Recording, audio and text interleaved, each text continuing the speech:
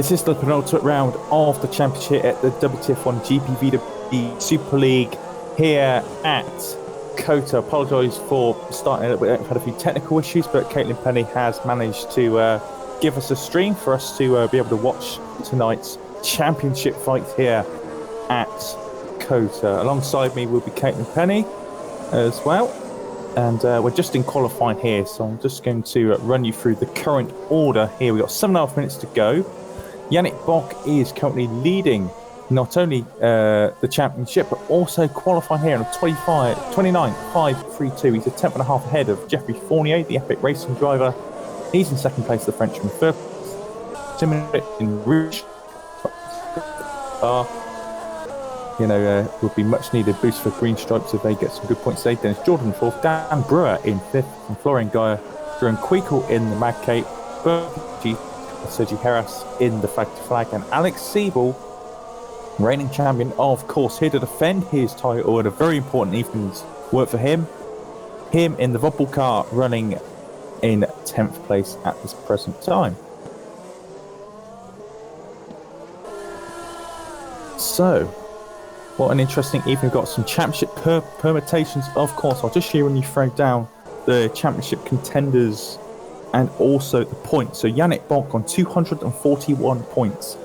He, of course, can win the championship today if he outscores Alex Siebel by 17 points. A really unlikely situation, but, judge the season's gone, but it's a potential tonight. Siebel in second place, 9 points behind. He's on 232, and Dennis Jordan on 224. Now, it's something that I worked out, actually. If Jordan was to win the next two races, and Siebel was to finish the next two races in second, and Yannick Bock was to finish the next two races in third, it means Dennis Jordan would actually take the title, but it would be ridiculously close between Wales.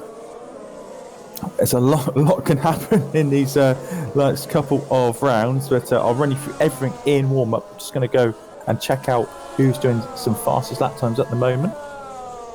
So Yannick Bock is currently setting a personal best. Sector 1, to go through Sector 2, he's a 10th up on his time. So 2 purple sectors so far here for the champion leader in the Evolution Motorsports car. As it goes through this very, very tight and twiddly bit of the circuit, this technical section of track.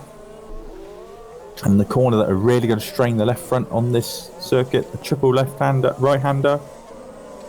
And then the left, which is very, very easy to misjudge that corner, actually. The anti-cut on the left-hand side and difficult camber as well as you go through the corner, but out of the final corner. And there he is, Yannick Bock, extending his lead at the top of the standings at 29.404. Peter Burlack has managed to get himself up to second position there in the Edge Esports car, and Geoffrey ran at the top three as well. Another man who's on quite a quick initial first sector, Yoni Simičić in the Green Stripes car, purple in the first sector, and 2 tenths up on his own time as well as he goes through the hairpin. Look at this now. He's got a slipstream and now DRS, of course, from the Red Bull Street Fighter car ahead of him as well. So trying to get Simičić now. Got a bit of traffic ahead of him, so it might pay out a little bit difficult for him to complete the lap without bumping into some dirty air. He's still up on his time, and he's 1,000th up on Yannick Bock's time through the second sector. Still, but again, another personal best for him as well. He's through out of the complex, the right-hander as well. I'm going to go on board with him now. Let's see how he's going to go through the last couple of corners. Hits the apex really well through the second to last corner there. Gets on the power really nicely, really smoothly. He's going to have a little touch of slipstream through the final corner. And he's 3 thousandths off the pole. He's second place, but only 3 thousandths off. But what an effort there from Simičić as well, and what an effort for Green Stripes as well to get that car into second place as well. Dan Brewer moves up to third actually in the Edge Esports car as well. So it's an Edge Esports 3-4 for the moment from Fournier. Dennis Jordan. Siebel's jumped up to 7th place for Ngaya, Jerome Queekle and Wright Kilt in second of the Epic Racing cars. Is everything going good on side, Caitlin? Are you Are we still trying to sort a couple of Yeah, bits out I'm ready. on your Sorry, side? I was waiting for you to introduce me, but it's okay. Hi everyone, I'm Caitlin Penny. I'm giving you the cameras and co-commentary here today, and I'm very much looking forward to this penultimate round of the 2019 as Jeffrey Fournier has a big spin. Sorry, 2019 WTF1 Super League Championship. It's been a good one all season.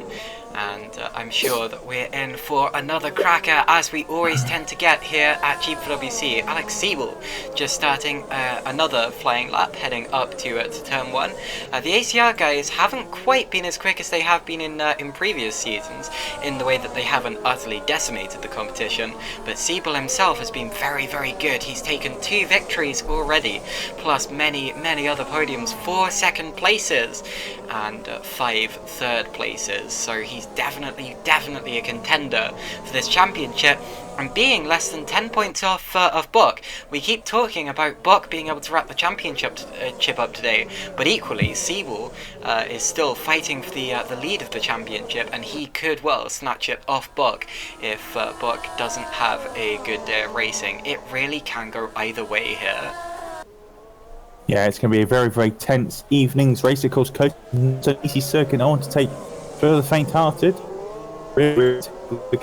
Your A game every single lap here of the race today, which will be 56 laps long, I believe.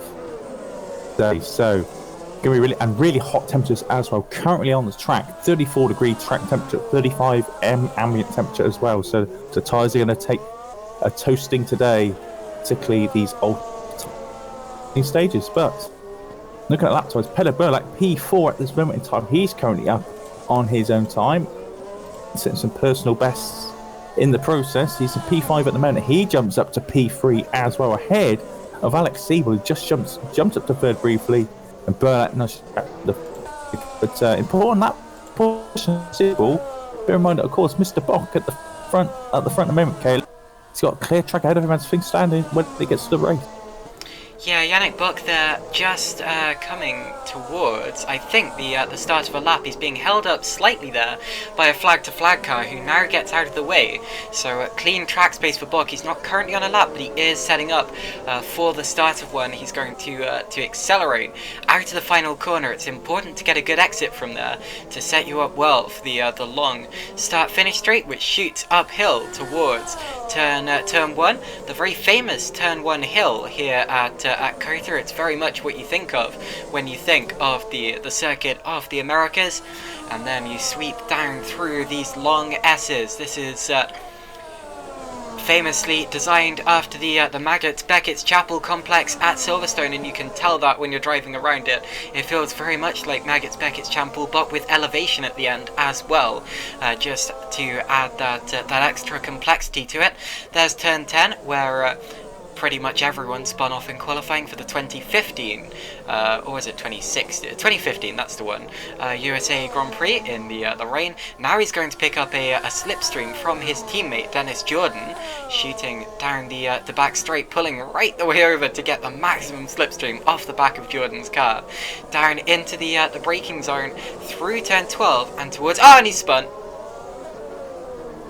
Yeah, that's there as well. So that is game over now for Yannick Bock. He's, of course, checkered flag is now out. And Brewer's gone up to 4th position there as well. He's come across the checkered flag already. A lot of people have already finished. It's going to be an epic racing 4th row as it stands. Moose jumped up to 9th. During Queekle's in 11th. He's currently going a little bit faster as well. And he's going around the final corner. Wants to get to Mad Cape.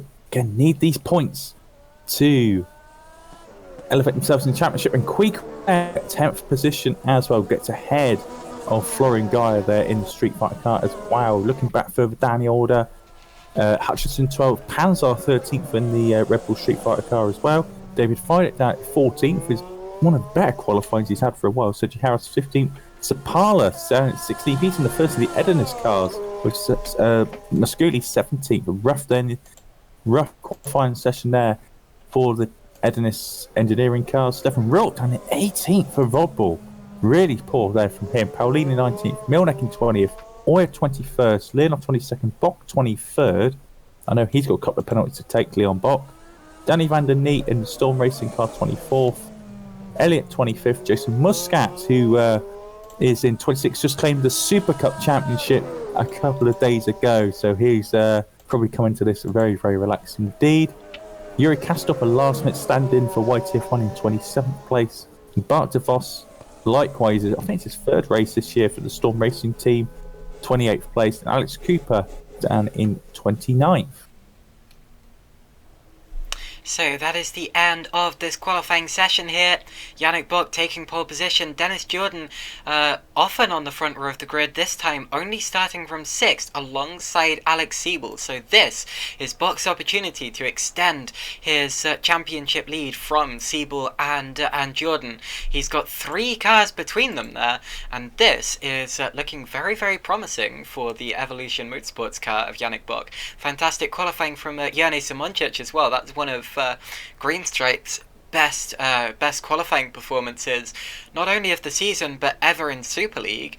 So Jerne Simončić should be very, very happy with that. I'm not sure if Green Stripes have ever scored a pole position, but whatever the case, he is in a very, very good position for the start of this race, as well as Peter Brojak and Daniel Brewer, who lock out the second row of the grid in the Edge Esports cars. People who really stood out, obviously Simončić, obviously world-class driver Jerne Simončić there, but getting that green stripes there into P2 just shows you what sort of potential that car has in the right hands as well. They've had a few of those sort of sessions this year as well. Epic, row 2 as well, beating the likes of Siebel, Jordan, the two of the championship contenders as well on row 3. So see how they managed to plot their strategy here this evening to get ahead of the people ahead of them as well. An epic 4th row as well. We're kind of expecting from these days, that's a sort of where we kind of expect them. Nothing too adventurous there, but still comfortably sort of upper mid pack. And Matthias Musat and Julian Kriegel there as well. There is actually one car missing today, and I'm trying to work out which one it is at this present time. I don't exactly know. I have to be a couple of minutes to work out. It's always the case when there's it's no, it's not them. I think it's one of the Mad Cape. Yeah, the Mad Cape is only Quickle in one of the Mad Capes. So again, Mad Cape not fielding both cars here today, unfortunately. So I have to correct myself in terms of Green Stripe. They've actually taken 3 pole positions in their time in Super League, and I believe all of them were back in 2012 when they finished 2nd in the championship overall with Matthew Klipp, Christoph Lichtenstein and Dave Kerr-Smith, who took 5 victories for the team and put them to P2. So 3 poles for Green Stripes, but I believe that their second in qualifying today is their best qualifying session of the season so far, and probably their best in a couple of seasons. However, I don't have the stats to back that up. In terms of the championship, we're looking, of course, at Buck, Siebel and Jordan, who are the 3 drivers who could still wrap up this championship, although only Buck has the potential to wrap it up today if everything goes his way. Fabio Sixter is currently 4th in the championship, and is he here today? Because he wasn't here last time out, and actually looking down the order I do not see Sixter here, so that's a big shame for him, and hopefully he can make it in for the final round of the championship to defend his P4 from Peter Brojak, who also missed a lot of the season. Riot Kilk is 6th in the championship and the top driver not to have scored a race victory yet, so maybe that's on its way for Kilk, but he's got to score a podium yet. He is mainly in 6th position because of his very consistent top 5s and top 10s. 7th in the championship is Jeffrey Fournier, then it's Matthias Moos 8th, Daniel Brewer 9th, and Eros Mashkuli, another driver who has picked up a race win this season, is down in 10th in the championship due to a few poorer results recently. In fact, he hasn't scored a top 10 since his victory back in Canada, so hopefully for Mashkuli he can pick up his form a bit today, but yeah, he's been pretty unlucky the last few races. And in terms of the team's championship, Evolution have already wrapped it up, but second is between ACR Zaxspeed and Red Archer Virtual Racing Team, and then the other two in the top 5 are also very, very close to each other, and those are Epic Racing and Edge Esports. Yeah, some definitely some battles be sorted out here today. Now, of course, it's that time of the year as well, Caitlin. You know, it's for particularly the team managers a very busy time of year because drivers will be available to sign for next year. Now, a lot of teams will definitely won't announce anything until 2020. My apologies for the problems you're seeing on screen currently. I am trying to sort something out, and I do not in any way mean to. Oh golly, I've messed that up, haven't I? Whoops. Sorry. Carry on talking amongst yourselves. So, 2020. We'll see a lot of teams announced. Will we be seeing a lot of driver changes from certain teams? We'll obviously see hopefully some new teams in Super League as well, up and down the career ladder as well. Be interesting to see. We've had 1 or 2 announcements already up and down the career ladder, pit lane GPVWC as well. If you keep an eye on the Discord channel, which you'll see down below in the video description, you will see it all unravel in.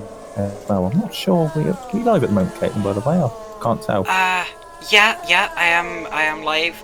I have just changed the correct splash screen, rather than one from a completely different show altogether, which I did in no way mean to promote. Although, if you want to go and check it out, you can. Whatever the case, I've now got the correct splash screen on the stream, and I have to say a big hello to everyone who's tuning in. My sincerest apologies for that. That's the problem that you encounter when you have to. Well, it was all a bit last minute today. We'll try to stop that from happening again. But good morning to good evening, sorry, to everyone tuning in, including Rodrigo Carvalho, Mr. Coffolino, Matthew Allington, David Carter, who's alongside me now, and all of the 30 plus other people who are watching along. So, I say if anyone is planning to make an announcement, it would be nice to see. But I say a lot of the managers out there, including Matt Allington in the chat, as well as a lot of other team managers there, already very busy, including myself. I'm no stranger for trying to do an early deal, so to speak, for drivers. And what's happened, obviously, team entries will be available, I believe, from just after Brazil to enter your team. So if you're looking to maybe a team, or you're watching this, you can have a crack in it. Of course, you can check out in the description below the Discord, the forum, the website, or down in the description below in this video. And if you want to try your cars for, well, maybe just try them out this year's cars and next year's cars as well, that's how to get involved down below. But the best thing for you to do, I think, check out Discord. There's always plenty of people there to help. I think we've got well over 700 members down to the Discord now, so growing all the time is GPVWC. And we'll see what's going to happen. Obviously 4 minutes now warm up, but it's going to be very, very tough to predict more than anything else here this evening, because particularly as well, we're talking about this, Caitlin, you know, a lot of dirty air around a lot of these corners, very technical circuit. It's one of those circuits you're just always on the go. You never really get a respite apart from that long back straight.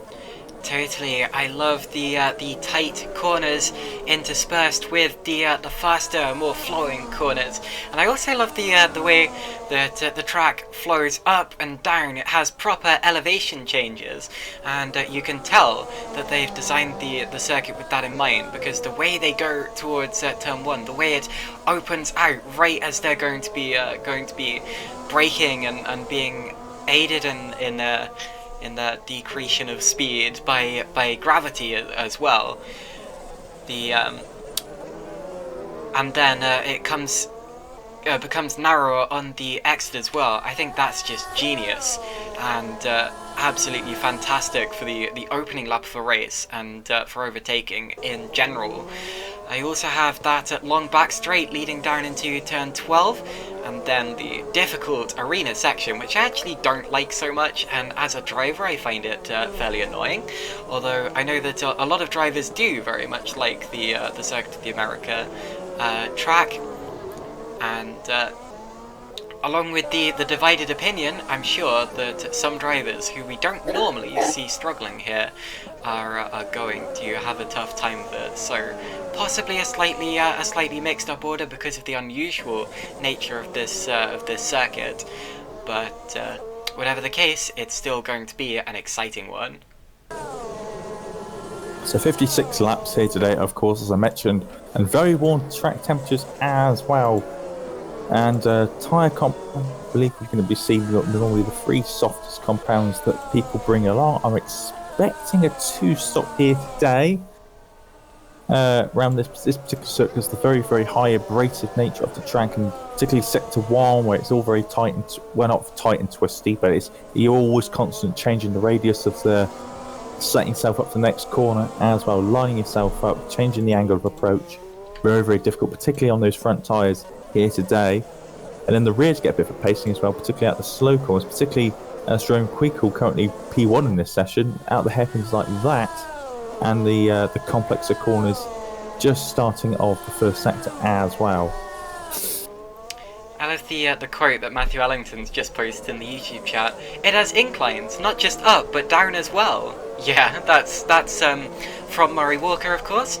I can't remember exactly what race he was talking about at the time. I have a feeling that he was talking about the Hungarian Grand Prix one season. But that does very much sum up the Circuit of the Americas track, and I suppose more topically for the USA, it has corners, not just left but right as well, and very, very good, very well designed corners they are. I was saying this in the Super League Lights broadcast yesterday, but along with the fact this track is designed to be a kind of compilation of the best of other circuits around the world, it has its own unique style. It's not like they're trying to completely copy the rest of the world, because it has its own unique style. It feels like its own racetrack, because that's what it is.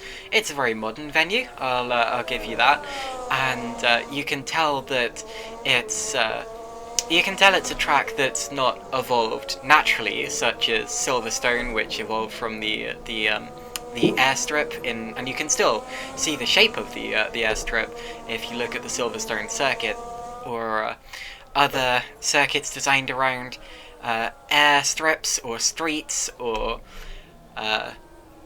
difficult terrain to design a circuit around. This one, however, much more modern, much more deliberate, but still not so unsubtle that it's branded as a Tilkedrome. I'll say nice circuit. I'll say IndyCar's not a fan of one of these corners in particular, second last corner. But apart from that, it's a pretty. It's unique in its own aspect. Some people like it. I'm not a big fan of it myself. I always end up messing up, particularly sector 1. You know, you always get out of line for one corner and a spin normally occurs straight afterwards. But that is the challenge of this circuit, not one for the faint-hearted. That is one thing for sure. As we're just about to move over to the race session now, obviously penalties have been applied as well, so I'll run you through the grid after the penalties was applied, as well as they go on the formation lap as well. So expect a few changes in there. I know about 3 or 4 drivers did get penalties after the race last night in Suzuka, including Leon Bock as well. Of course, this has been his second event in GPVWC. I know everyone just got just a minute or so to get themselves on the grid and just fine-tune their fuel loads and strategies as well. If I'll throw in your predictions in the chat, you know what I do? Just comment who you think can win. I think that Mr. Bock's in a great position here to take the race by the horns today and just control things at the front. Obviously, he's going to have a big challenge here today from Yoni Simracing, of course, and Peter Burlak. They're not going to take being in the lightly. They can challenge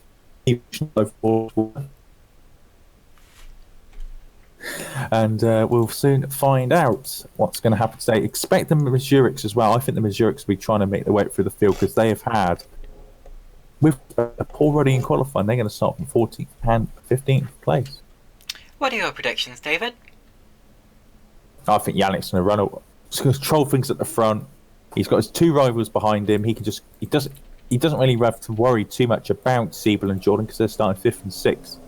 So he can just sort of control things as they are. And I think we'll find out what the tyre strategies they're on as well. I think most people are going to be on the Ultra Softs. But I think this is Yannick Box here for the taking and put himself in a commanding position as we're going to Brazil in 2 weeks' time. But now we've done that, I think I'm going to now run you down through the grid. So Yannick Bock, championship leader and favourite to win this title. He's going to start in the best possible position if you're going to win a championship. P1 in the penultimate round here at Kota. He's going to have Yoni Simracing alongside of him in the Green Stripes car as well. Great performance from him.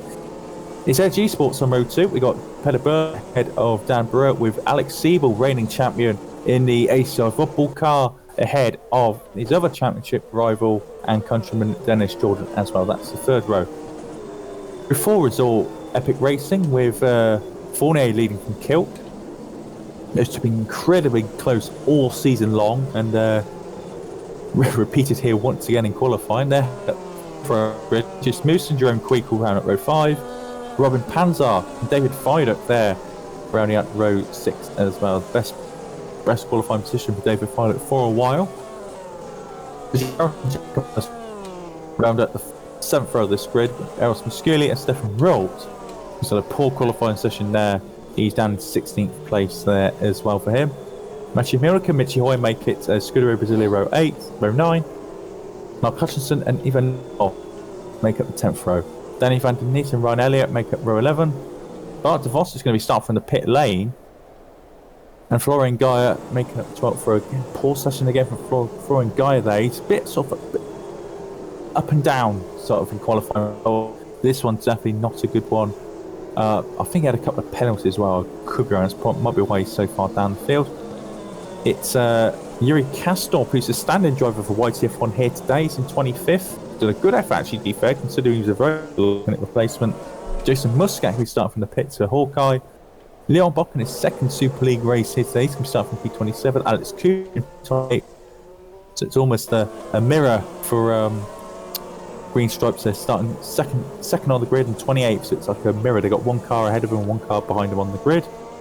And Dino Paolini is going to round out the 29 car grid here today. And it looks like the large majority of cars now lining up on the grid are going to start on the ultra soft tyre until you get to Bart de Vos, who's going to be starting from the pits. He's going to be on the mediums for Storm Racing there as well. Yuri Kastorp is on the super softs as well. Everyone else, from the look of it, Alex Cooper's on the ultra as well. Pauline's on the soft compounds as well. Everyone else is on the ultra softs. There's now waiting for the lights to go out here once again. For the penultimate round of the season, 3 championship contenders, two rounds to go. Only 1 champion can be crowned. And potentially here today as the lights go out. And Simracing has had a blinding start. Look at that. He got the grip on the inside. And he's pulled out a few car links already from Yannick Bock. He's got the lead into turn 1 as they go through the first corner altogether. Looks like all a bit of contact at the back. There's piling up. And the Edinus around. It's Eros Musculi. He's bad luck curse is struck once again.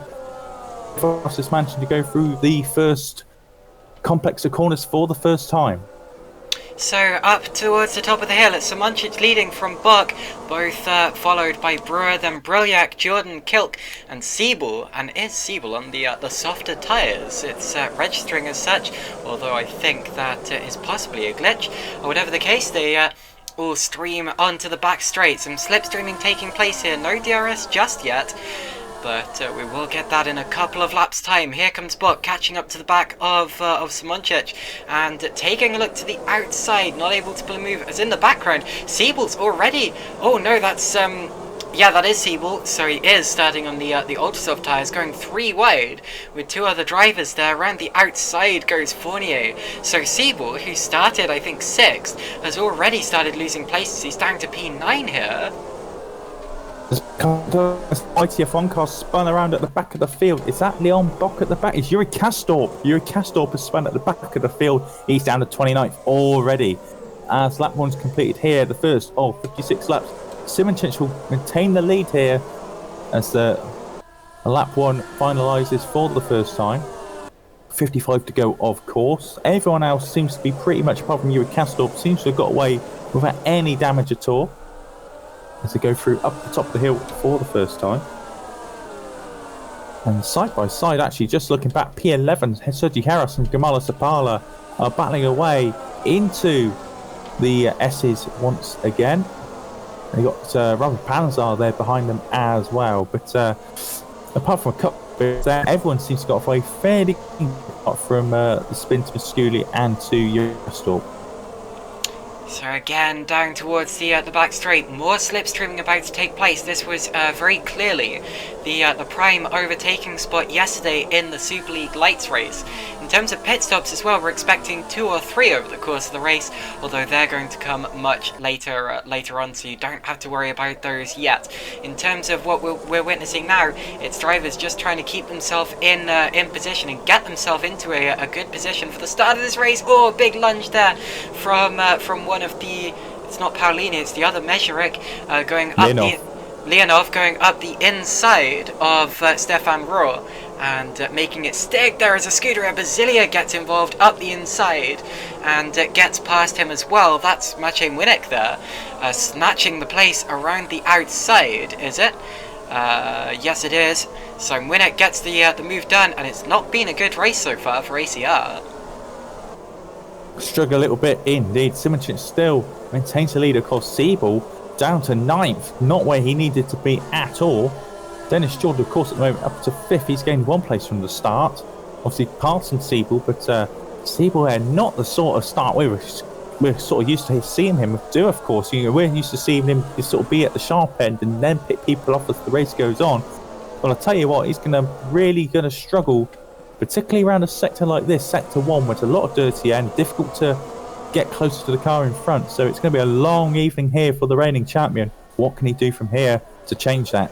But everyone else, as I say, seems to be blind of stern at these early stages. You know, it's not really a race. No, it's just surviving. It's just surviving there and see how the race plays out for these drivers. And when they get to later stages of the race, the second half, that's when we're going to start to see some battling and moves getting done. One thing I noticed at the start there is that for some weird reason, the dirtier side of the grid got away better at the very front. You'll notice that Simoncic got away ahead of Yannick Bock. That's why he's leading the race currently. And also behind them, the 2 Edge Esports drivers have swapped. So Brewer passed Brilliak at the start. The only exception to that rule was Alex Siebel, who started 6th and has already dropped down into 9th position. So a variety of different starting paces, different launches. And Jane Simoncic being the big winner and all of that, he could well contest for Green Stripe's first victory since 2012.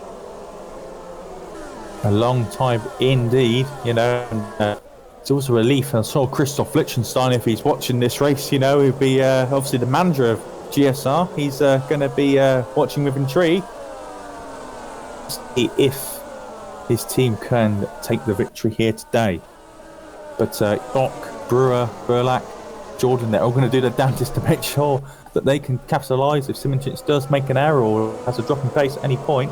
Of course, these tyres, these ultra softs in these conditions today, not sure how long they're going to last. Probably around sort of maybe like 12 to 16 is my prediction. Probably sort of getting closer into 15 or 16.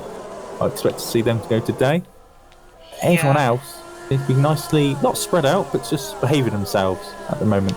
Well, yesterday we saw the winners and the leaders taking 2 stops, mainly. There were, I think, a couple of 3-stoppers further back, although it's not ideal, and it didn't really work out for that many people. Although it's definitely a possibility, especially since this is actually a longer race than the Super League Lights race. The Super League Lights race, I believe, runs to, is it 80% of the Yes. the Super League race's length, meaning we have a few extra laps to do here today, and drivers may well find that the 3 stops are quicker, as of course yesterday they were really trying to stretch their final stint on the Ultrasoft tyres. So we'll keep an eye out for that, and as you say, David, we're expecting that to start in 6 or 7 laps maybe.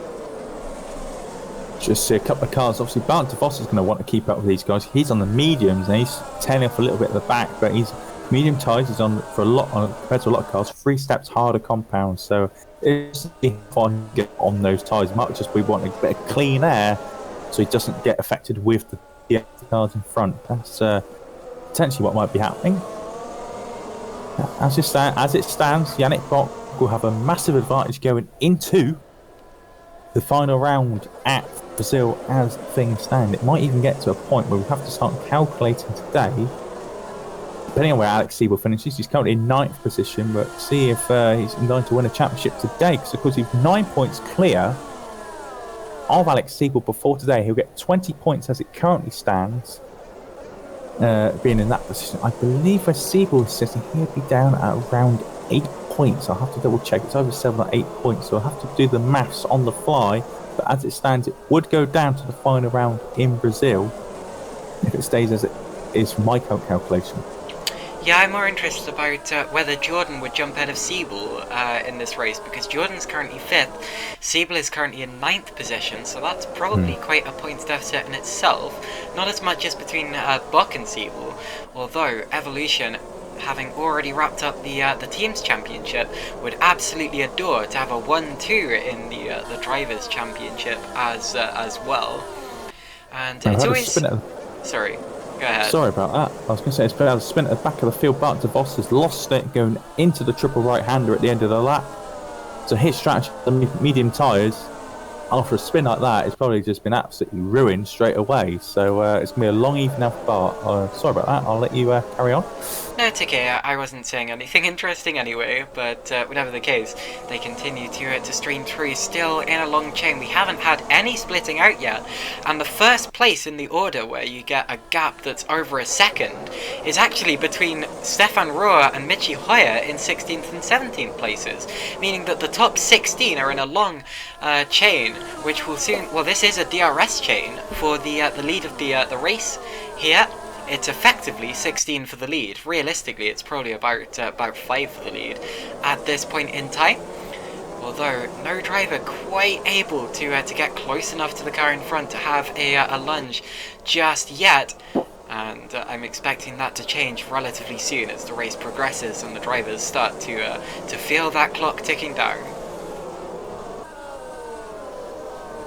Yeah, so as we go, obviously coming up to the end of lap 6 here now, and of course more than 10% progress already. These laps will of course, as the fuel goes down, the lap times get quicker and quicker as well. Currently fastest lap actually, even Leonov on 34.4.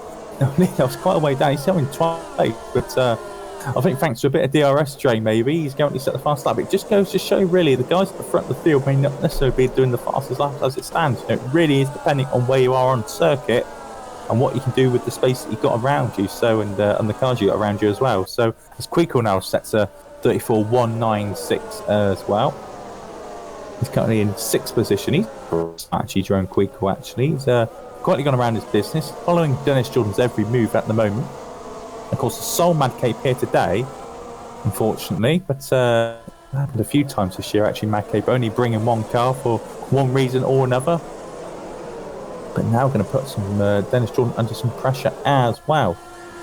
Back of the field, I did notice Bart de Vos had another spin in Sector 1 as well. So he's tailed off. He's now 15 seconds behind Yuri Kastorp now. So I think his evening, unless a lot of things happen ahead of him, a lot of controversy, a lot of accidents, I think that's his evening. It's in for a long struggle here this evening. Simoncic out front, still controlling the race. And Yannick Bock following his shadows, probably thinking that's the position that I wanted. A great launch from Simoncic. If he did miss the start, Simoncic got the launch off the line and has controlled the race here for the first 7 laps of the race.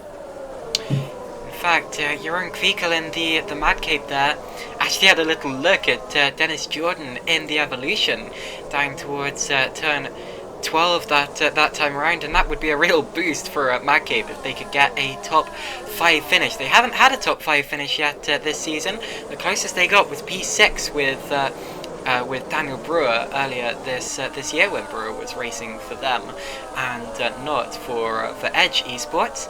And actually, Kweekel not that far behind Daniel Brewer, who's only 3 spaces up the road and about 2 seconds.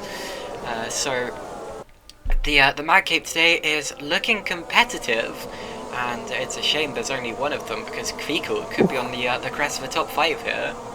And Danny van der Neet's had contact. If you go back to 24th, Kvikul and Cooper, van der Neet and Cooper's had contact at the back of the field. It might be worth trying to get a replay of that, Caitlin. But Yeah, the Storm Racing car is in trouble. No replays, unfortunately. Just so you know, van der Neet and Cooper again side by side through the first sector, and van der Neet managed to run wide in the 30 air, rejoin the circuit and caught wheels of Alex Cooper, and they've now gone down the field down to 26, 27 and 28. 25th and 26 and 27 for those guys who cast off in 28. Art de Vos has also retired from the race just recently as well, so his evening's work is done. Incidentally, the last time Madcape scored a top 5 finish was last season in Hungary with Daniel Brewer. So Brewer has obviously been their most successful drivers in the last, most successful driver in the last 2 seasons. Madcape, of course, a team that's really struggled since losing Lee Morris back in 2017, and they could do with a bit of a resurgence, and I think a top 5 from Jeroen Kvikul would really set them up well for that. But they do have 5 very, very quick cars ahead of them, 2 Evolutions, 2 Edge Esports, and a Green Stripe that's really punching above its weight out in the lead at this point in time with with Jerne Simonchurch on board. It is, but just shows the quality of the driver that Simonchurch is. You know, he's come in, he's helping the team out, of course, and in just at the box, still keeping it within that 1 second gap, like a dog with a bone, so to speak, at this moment, trying to follow him, try and catch him up. The 2 Edge Esports cars, 3rd and 4th as well. Just there. Down the field, the 2 Epic are quite close together as well, still glued together like they have been pretty much the whole season, which is great to see and shows the incredible consistency they have had, and just shows in their championship position. Yeah, the Epic cars, of course, have had an up and down year. They burst into Super League last season with a victory for Geoffrey Fournier at the very first round of the championship, and I don't think that they've won a race since. They certainly haven't done this season, but they've got close. They've got a couple of podiums, and they, of course, are on the fringe of the top 6 at this point in time. The 2 yellow Bumblebee-like cars just chasing down Kvikul, who pulls out of the normal racing lane to break the tow. Obviously knows that they're there, and he's wise to them.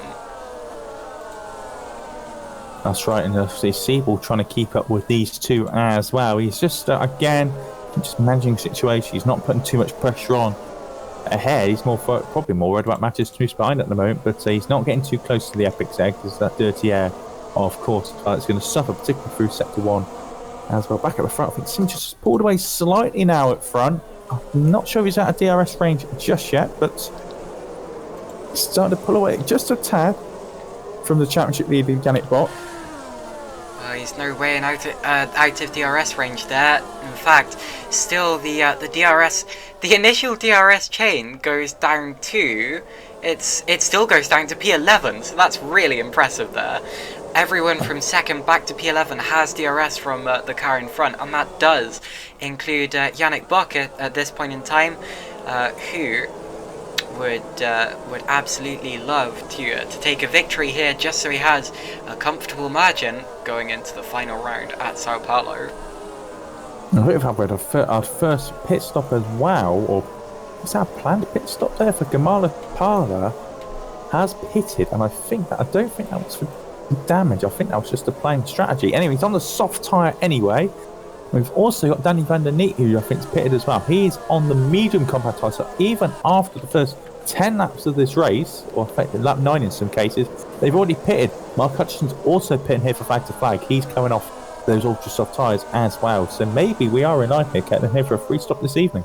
Potentially, I wouldn't be surprised if some people were going to do it, and I said that yesterday in the Super League Lights race. Meanwhile, further back, we're side by side, oh my word, and that was Robin Pansar going around the outside of Ivan Leonov into one of the trickiest parts of the circuit, the S's. Now Leonov's going to have Stefan Ruhr right in his tail, so Ruhr's got back up into P14 because it was P16 earlier on, and last time I looked, although that was a brave move from Panzer going down through the S's. Yesterday the only driver who was able to pull that off was Danny van der Neer, who of course is also racing here today. And it looks to me as if Panzer has already used that to start getting away from Leonov, because Leonov was really thrown off the rhythm, and if that happens through the S's, you're losing a lot of time, my friend.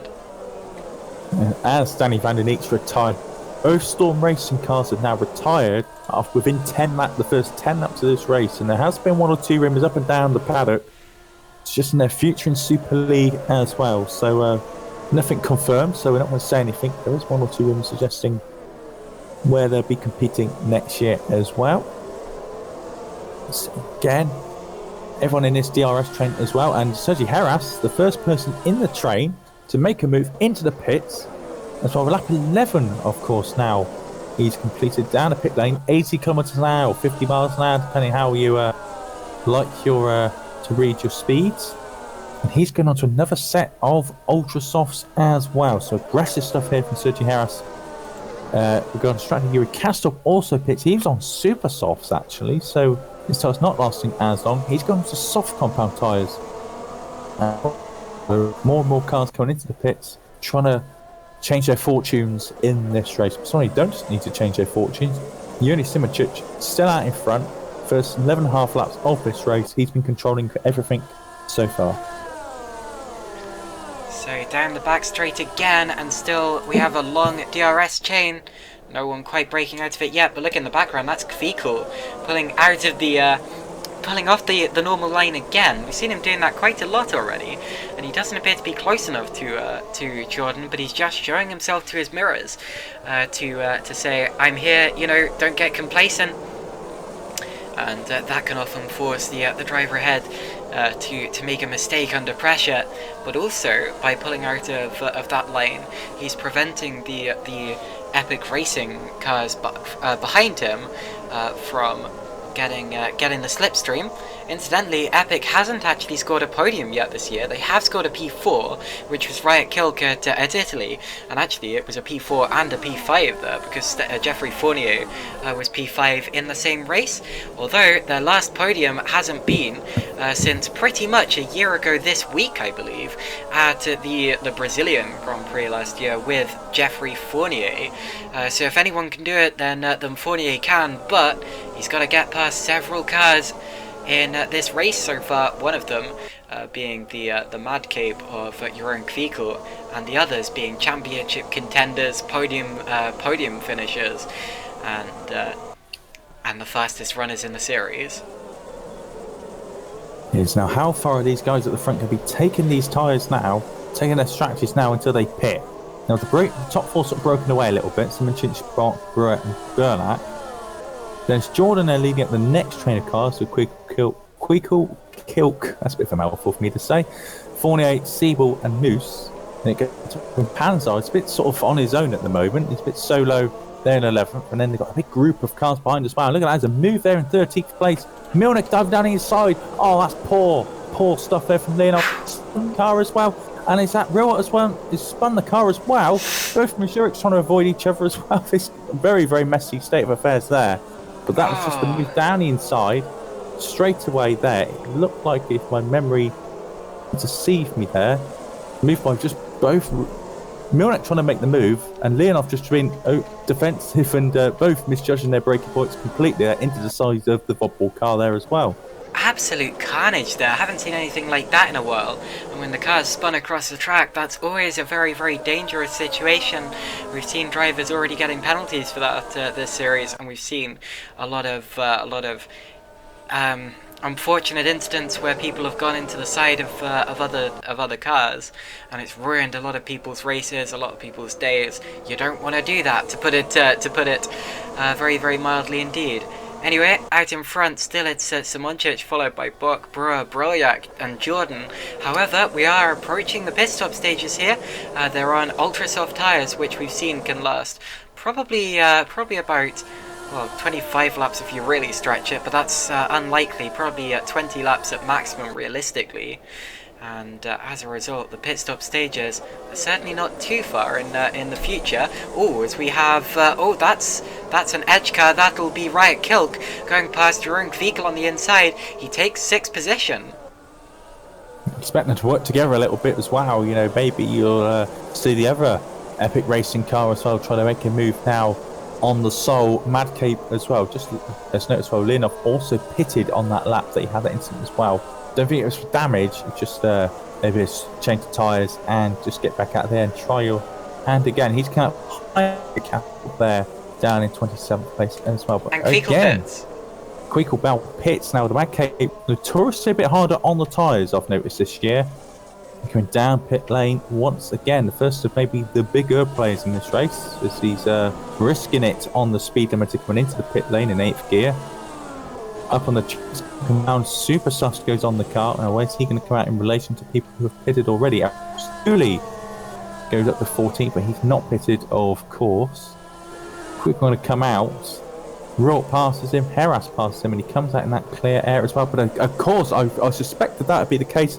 A stop-go penalty for Jerome Queequel, speeding in the pit lane on 8th gear. Trying to be cheeky again, came a couple of extra miles an hour, and it's not paid off. He's going to pay the price for that, being greedy in the pit. Meanwhile, Buck is closer than he's ever been before to the back of Simoncic's car. He goes to the left-hand side, and it looks to me as if he's got it done before the corner. He has done, and as they enter the braking zone, Yannick Buck leads this race here at the Circuit of the Americas. Simoncic did a valiant job to hold it for that long, and it's not over yet for him, because if he can get it back in the pit stop stages, maybe through the undercut or something similar, then he could still have this. Also further back, I've noticed that Alex Siebel has got past Jeffrey Fournier, so I think there's been a mistake from Fournier there, but the race lead has changed. Now, what can Brewer do about that Green Stripes car as they do not pit again? I expect Pop now to go up to the distance now. He's already gained about a second on Simracing as they cross the line. And Siebel, that's a big move, but Fournier's reacted straight away. Matthias Moose is also pitting as well. But Siebel's now made a move. He's still got a bit of a gap to the cars ahead of him, but expect now the guys, the Siebels and the Boxers race, to put the hammer down and get up the road into the distance. Of course, now we're going to keep an eye on Fournier and Moose. In reference to Queequel, which is the big key here, but of course, Queequel's already got his punishment for being greedy in the pits. But Fournier comes out on soft compound tyres. He's going to come behind Queequel. He's making the move on the wounded Stefan right after that incident earlier on. Moose also comes out on soft compounds as well. But big controversy there for Queequel. But more importantly for Yannick Bock and his championship ambitions, he's just motoring way up the distance. 1.8 seconds already. And look at Brewer now attacking the Green Stripes car, as well as the Edge Esports car makes the move up into second place now. It's Simoncic. Is this now the time for him to pit and get off those ultra softs? Yeah, I expect it is. He's certainly losing time at this point in the race, and he's under pressure now as well from Petr Braliak, who we know has race-winning potential in Super League. So needs to make a stop. I should say it is absolutely fantastic that he was able to run in the lead for that long, though, because theoretically the Green Stripes is a much worse car than the Edge, than the Evolution, than all of the cars around him.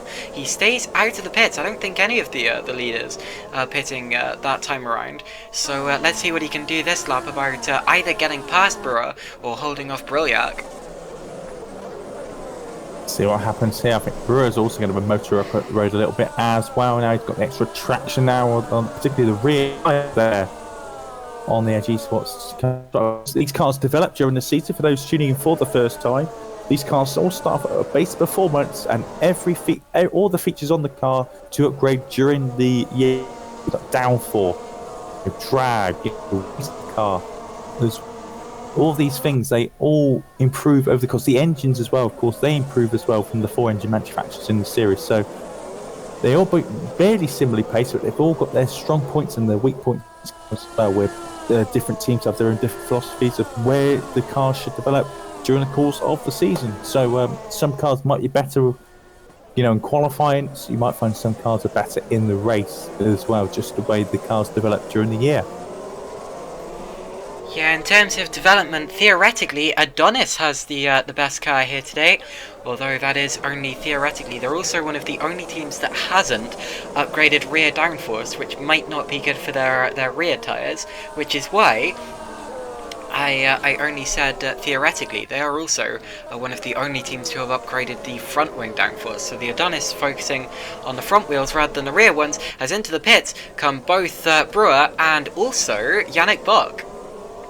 So Bock is in. What an important stop this is for a champion awaiting here today. Potentially. Brewer also pits, and of course Alex Siebel also pitting as well. So lap 17 is how far they got these cars here today. So it looks like to me 2 stoppers on the cars for a lot of these drivers here today. Bock leaves the pits on the soft compound tyre. Brewer leaves on super softs. And Siebel goes out on softs again. So where's these going to come out related to everyone else who's pitted so far? Heras pitted quite early and he's jumped Siebel. But of course, I believe Siebel's on that free stop strategy as well, so you can't take that with a bit of a pinch of salt. But Siebel's stayed ahead of Jeffrey Fournier. Lovely clean air for Bock and Brewer there. They've come out completely free of traffic there. That is a perfect scenario for them. And also Siebel's got a bit of clean air before he catches up to Sergei Eras as well. Although I believe that Eras has pitted earlier than the others, and he is actually on the ultra soft tyre, I believe. So it might not be that he drops back at all for the time being. But anyway, I'm expecting Simoncic and or Brilliac to pit this time around. They've got Dennis Jordan right in their tail now as well, and Riot Kilk. It's 4 for the lead. However, it won't be soon because these 4 are all going to have to make their pit stops. But it does give Jani Simoncic another taste of clean air out in front. As into the pits he come. Oh, and all of them come in. That's all following together. All following together. So Simoncic is going to be quite early down the pit lane. It looks at Burlack and Jordan are going to be quite far down the pit lane. Colt's in the middle, so now it's going to see what they're going to be up to now. Of course, very quick pit stops here in this series. You're talking about 3 to 4 seconds, or sometimes less than 3 seconds, depending on how well they develop the pit crew. So out of the pits they come.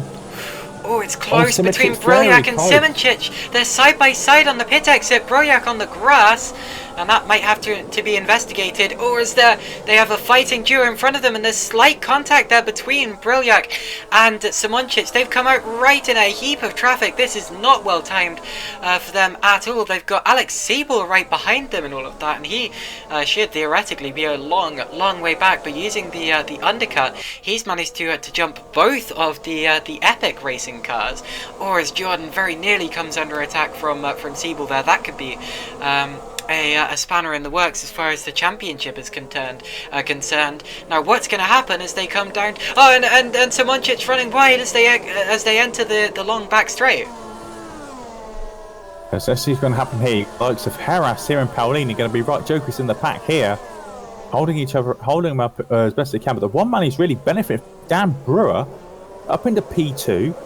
He's right with Bock, but also look at the gap he's got to likes it. Well, even Sergi Harras and Fergie's got a nice big gap there to play with.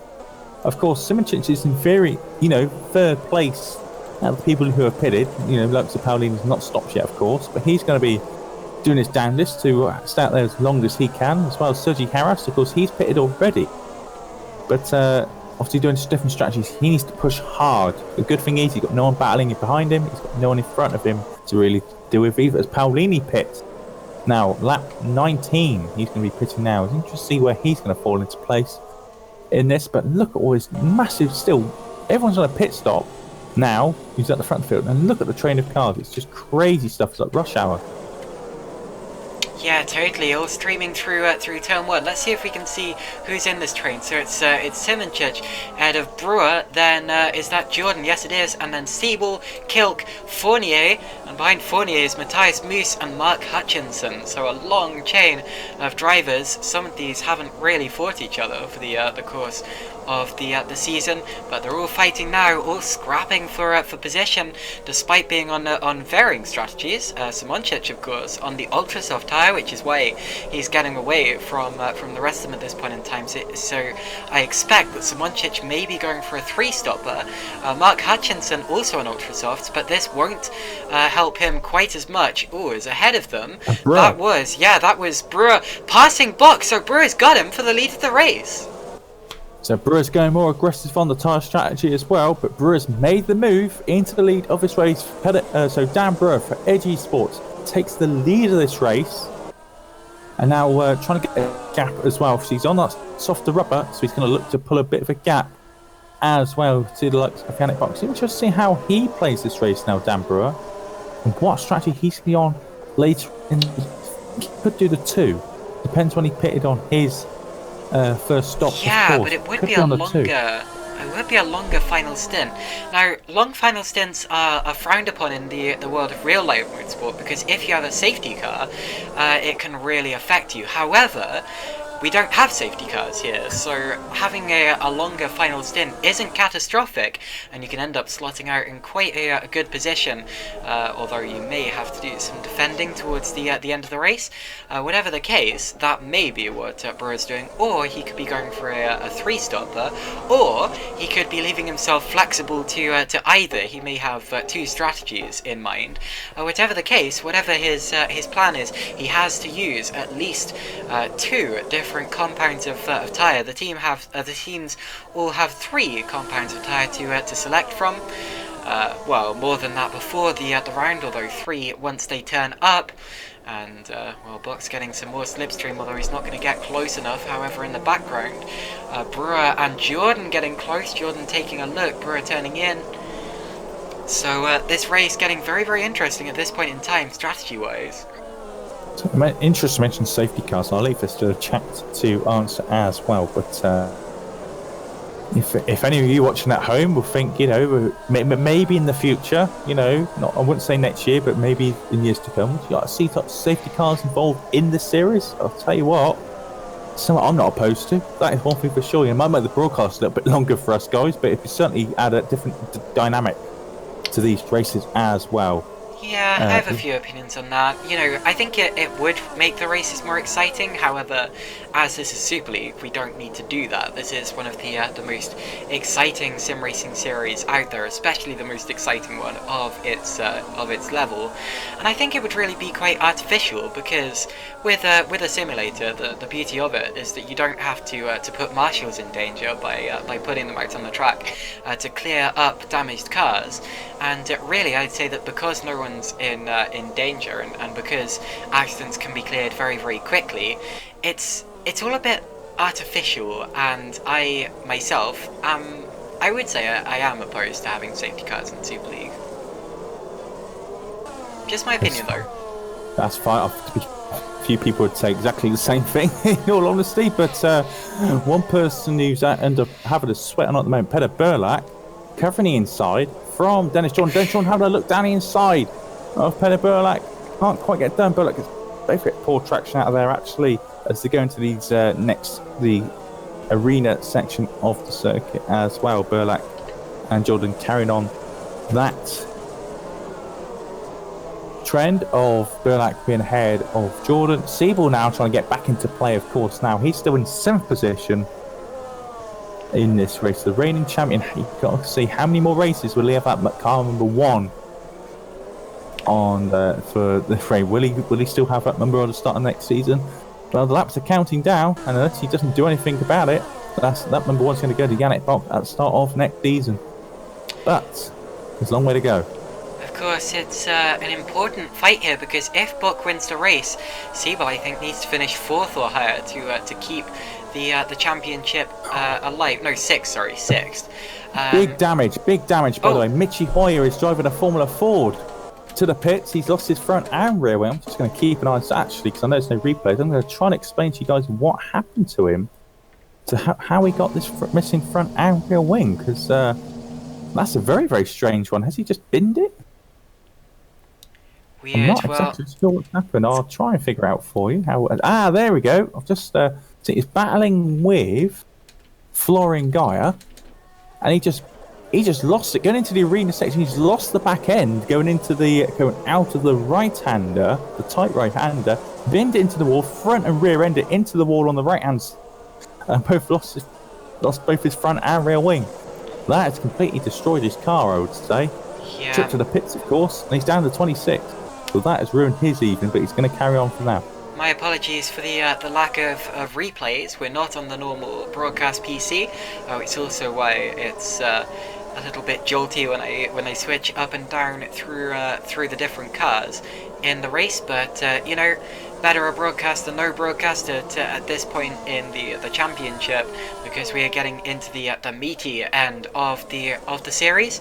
And also, I've spotted that Yuri Kasdorp is out of the race, and according to WTF1 team boss Matthew Allington, he had an incident with Ivan Leonov, and Matthew blames Ivan. I'm not saying that it was Ivan's fault, because we haven't had a stewards inquiry about it yet, but I'm sure that after the race we will have a stewards inquiry to look into it, to say, you know, it was Leonov's fault, or it was Kasdorp's fault, or it was no one's fault. Whatever the case, there will be a decision made. But for now, it's just disappointing for WTF1 and for Kasdorp. WTF1 still yet to score a point and running out of races in which to do it in. One thing I've taken out of, obviously, Brewer's cleared off the race, 2.6 seconds up the road. Sergi Heras, obviously on this alternate strategy by the looks of things, he's closed up to the back of Yannick Bok now.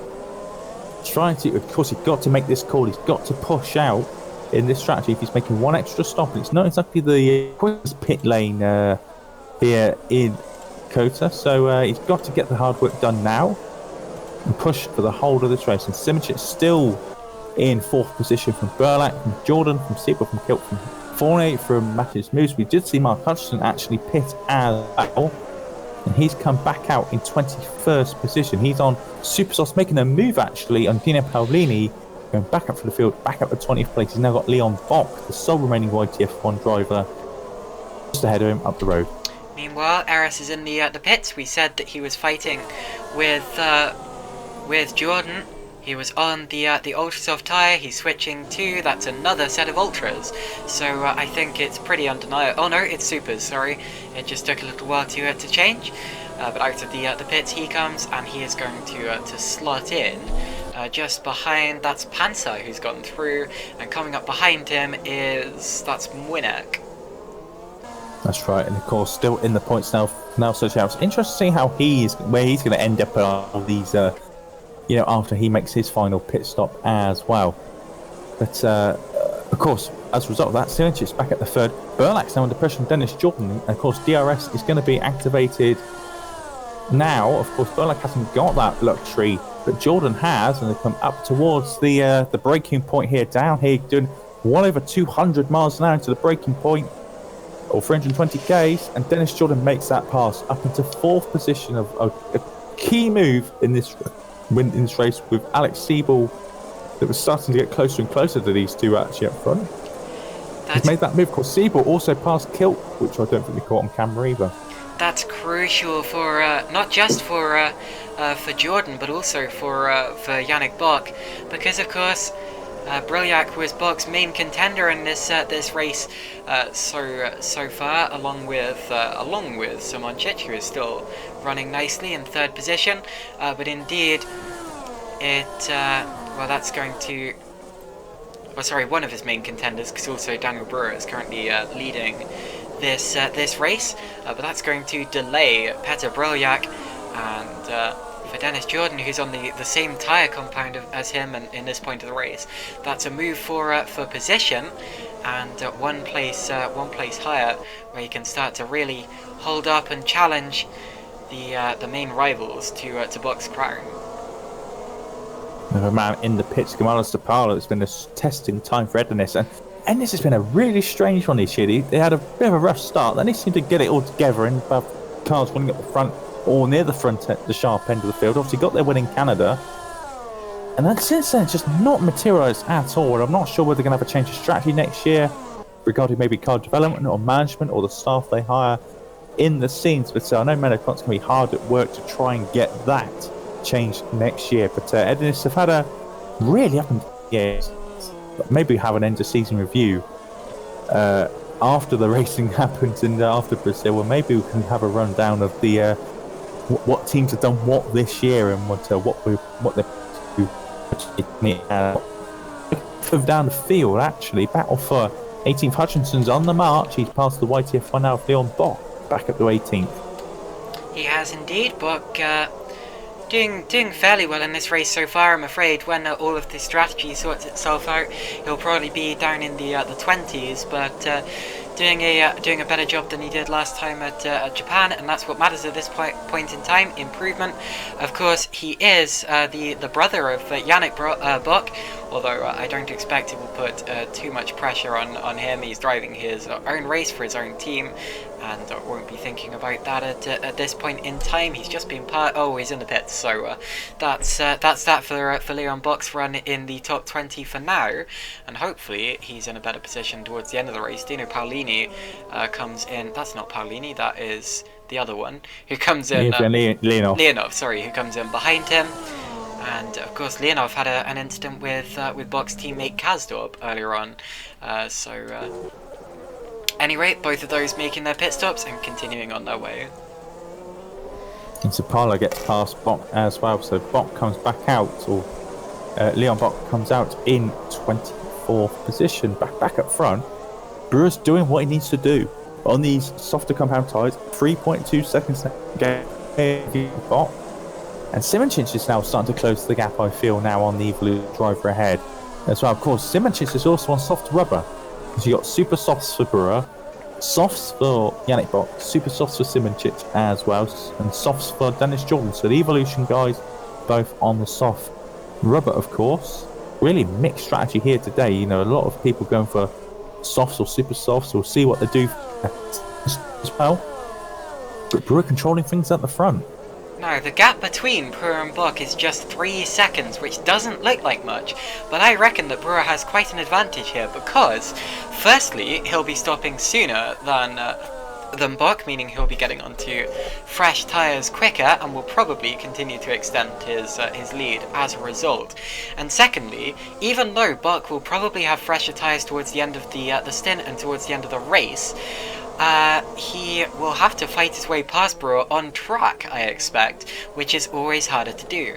So that move that we saw Brewer on Bock earlier on was genuinely the move for the lead of the race, not just in terms of the order on track, but in terms of the effective order. And I wouldn't be surprised if Brewer has quite a significant lead in this race before long. We have a car and we have a barbecue at turn 2, which we just caught off camera. Alex Cooper's blown up his engine for green stripes as well. Only a bit further down the order, but that's a blown engine there for Alex Cooper. So instant retirement there for him. So, of course, now we're getting close to the end later part of the season, of course. We may be seeing more of that as we enter the final stages here today and Brazil as well. But one green stripe's down, of course. Interesting to see whether they get on the team radio at Simracing, maybe just turn the boost down or something to Gerrit now, because he's in a good position. They don't want to lose those points if they've got risk of an engine failure here today. Yeah, hopefully not, because Simracing has been driving the race of his life so far. This is absolutely his best race of the year yet, and he will absolutely. I want to bring it home. In a high position, podiums are definitely possible here for the Green Stripes car, and who knows, he could even go on to win this thing if it goes well enough. And he has been a real boost to the Green Stripes team, because he came in last time at Japan, immediately finished 8th. It was one of Green Stripes' best races of the year so far, and now he's heading for what could potentially be a podium, but he's got other cars fighting with him. And actually, looking at Simonsic's career results, it's a shame that he's never done a full season in Super League, because he could be a real contender. Looking at 2018 in particular, where he did one race and finished on the podium in it. Yeah, but obviously commitments for these drivers as well get in the way sometimes. It's a shame really, because we'd love to see all the top talent in sim racing or drive in the series, but obviously we got a very, very good array of talent here anyway, particularly here in Super League. And now he's starting to put the magnets on these super soft tyres that he's got on the car, and onto the back of Yannick Bocker's DRS through, obviously now the start finish straight, and of course down the back straight as well. So we'll see how that plays out in the next lap or two as well. Apart from that, nothing ain't really major going on in the on track. Obviously we're now down to 25 runners. Mitchy Hoyer now at the back of the field after that incident, and trip to the pits as well to repair his front and rear wings. Here's an interesting statistic. It's that despite the fact Yerny Simoncic is world renowned as one of the best sim racers, and although he's the Formula FSR champion, Formula Sim Racing, he's actually only won one race with GPVWC, and it was in Super Cup back in 2014. One victory that gives him the same same GPVW talent. Same GPVWC tally as me. So yeah. Put me in that car and see how I do. But anyway, down the straight, he's making a move now on who's that? Oh, is that Buck? Yes, it is. Yes. I didn't even mean to make a Brazil 2008 reference there, but I'm not ashamed of it now that I have done. And Simoncic goes through to second place. There he goes. He's passed, and expect him to again do what Brewer did as a yellow flag actually just ran these last couple of points. There's a car off, it's Brasilia car off, and Mitchy Hoyer is off the track again as the leaders are coming through. Brewer's already passed the incident. Where is Hoyer on track? There he is. He's gonna carry on, but he's gonna have the blue flags where it is. There's only second now, but Brewer now 6 seconds up the road. He's pushed on at the right time, Caitlin, and really putting on the prep. If anyone's here to challenge the win today, I always say it's better to bowl out early. Oh, and Mitchy Hoyer just about gets out of the way. But put the pressure on your rivals. That's what he's doing today. He's 6 seconds up the road, and in line here to, I believe, his first win in GPVWC, that from my memory at least. In Super League, he's got second place before. I think he had an amazing debut here for his debut for Edge Esports earlier on in the year. I believe it was second place he got that day. Yeah. But this will be his, I believe, his first Super League win if things carry on as it stands. I'll check that stat. I really hope I'm right. It's okay. I'll check that stat when the site loads. Whatever the case. When the site. Well, it's true.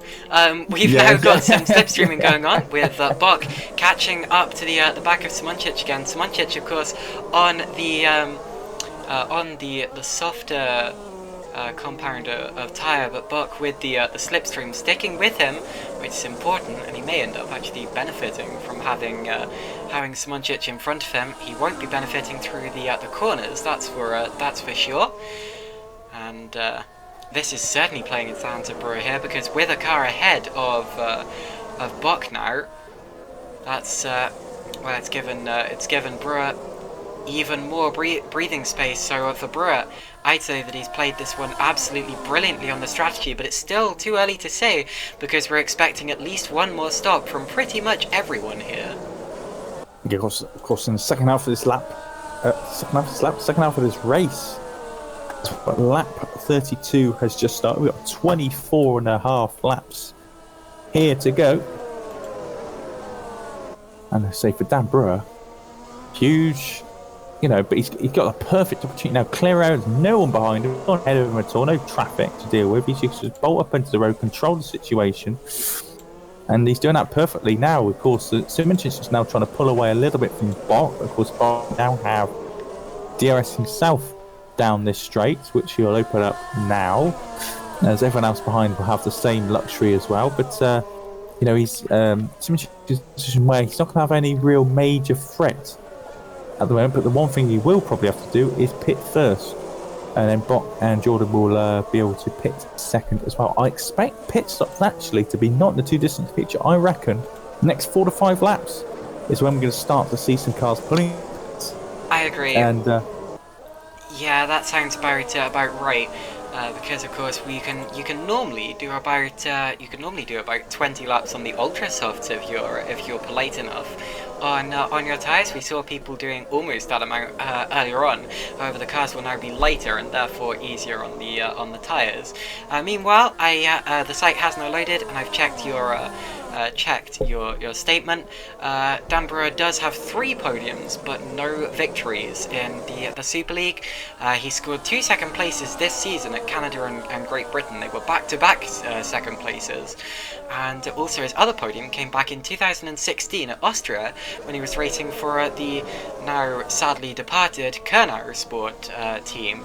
In fact, looking through all of the other series that he's done, he's actually yet to win a race at all with GPVWC, although he has also scored podiums in Super Cup, World Sports Series, ITC, Academy Series, and the Atlantic Series. So podiums pretty much everywhere, no victories. Just not being able to break that duck, but now it's the perfect opportunity for him to do that. Mick Hoyer has also departed from this race after, suffering big damage early on, but for the Brasilia team, 1 car down as well. That means we're down to 24 runs. Ryan Elliott at the back of the field there for Red Archer there as well. Obviously, Red Archer really missing the talent of Sixter here in the last round. Ryan Elliott filling in, but it's just not been with respect to him, not the same level of quality that they've had for the large majority of the season in that car. Yeah, I mean, Sexter is pretty exceptional, and Elliott, he's a very, very good driver for his age. Of course, we know that he was last year's ITC Division 2 champion and goes extremely well in a touring car. Although because he is so young, I believe he's actually younger than me. It does mean that he's got a sharp learning curve in terms of Super League. And it's very difficult to get the hang of a car like this and perfect it when you're surrounded by drivers who are pretty much professional level, and when you have complicated things such as the individual setups of the cars and the development and things like that surrounding you. So I'd say that the only way is up for Ryan Elliott at this point in time, and I'm expecting him to be a real contender in maybe just a season or two. Speaking of contenders, a man at the start of every season who is a contender for a race wins in the championships, David Folek. He's not had a great season this year, but he's just pitted. He's in 18th, so I think as things are running today, David Folek maybe have contention for some decent points at the bottom end of the top 10, or sort of maybe 11th or 12th at the moment. That's where I kind of predict him to be as well. Justin Jerome Quickle also passed Leon Bock as well. Muscat just done the same move about half a lap ago. Quickle now just done the same on the YTF1 stand-in Leon Bock as well. That gap now over 6 seconds now from Simonchich, from Bock, from Jordan, from Burlak, from Siebel, and from Wright Kilker. So Kilker still hang on to the coattails here of the champ in the ACR Voppel car of Alex Siebel as well. It's easier when you're in that DRS train, I must admit, but I'll tell you what, if I was trying it, I'd have no chance in keeping up with any of these guys. It's very much an elitist championship, and where it just breeds the best of drivers. Jeffrey Fournier, obviously previous race winner in Australia 2018, he is in the pits as well. Going on to, we're about to see, going on to another set of yellows, so going for a slightly longer final stint here. He's got 22 laps to go, so I think that's wise. And exits the pit. He's down in 15th position. However, will climb probably back into the higher positions in the top 10. But anyway, for the time being, may come under a little bit of pressure from Masciuli this lap. However, Fournier is on fresher tyres, even though Masciuli is on the softer compound of tyres. And if you want to know just how good these cars are and just how difficult they are to get up to speed in, I have done the Super League Young Drivers Test 2 years in a row, and last season I was 7 seconds, I think, off Dennis Jordan. Of course, if you think you can do better than that, obviously you can try out the cars yourself. You can have the Super League Young Drivers Test in Brazil in about a month's time. We're going to have that, so we'll have all the teams should be there. Obviously we've got I believe 15 teams in Super League. cars, 45 seats potentially available for that Young Drivers test. It's a wonderful event, yeah, and I'm intending to get involved again this year. 2 years ago, when I did it for the first time, I was 9 seconds off the leader. Last year, I was 7 seconds off, so this year my goal is to be 5 seconds off, and just get 2 seconds closer every single year. But whatever the case, yeah, definitely see if you can get yourself involved with a team, and see if you can get yourself on track. It is totally worth it, and once you've done all of the testing and the setup tweaking and the hot lapping and the race stinting, we go for some fun little 3-lap races at the very end. Meanwhile, we've got that is Dennis Jordan defending from Petter Bryljac, so this is important in terms of the in the race, and Bryljac will be on his right hand side heading down towards turn 12 here. Jordan coming under proper attack but holding him off for the time being. It's getting spicy now, isn't it? It's getting spicy now. Look at 4 different teams battling for 4th position here on the road, or experienced success in the past as well. Gap now at the front though is coming down. I think Dan Brewer now, he's Gap's now done 4 seconds. Simracing is putting on the march now. He's putting some faster lap times now. Coming across line 34.198 from Dan Brewer, 33.539 from Simracing. So the gap is coming down the last couple of laps or so. So across the start-finish line, and Bryljac, if he's going to make a move here, needs to make sure that he does it cleanly and quickly, because he has Alex Siebel right behind him waiting to pounce, and Siebel, of course, will be absolutely desperate to score more points than he's currently going to score in this race to keep the championship alive. So he will absolutely want to jump Bryljac, and more importantly Jordan, because Jordan is racing Siebel for the championship and for second in the championship and all of those higher positions. So Siebel here, he sees trophies in front of him. He doesn't see cars, he sees obstacles and he sees trophies, and he will be going for it with the DRS now. Indeed, here we go down the down into the braking zone. Bryljac through. Bryljac is past. He's made that look pretty simple in the end. Edgy Sports 1-4. As it stands, Jordan there starting back to 5th position now. As just let you know about the Tycon.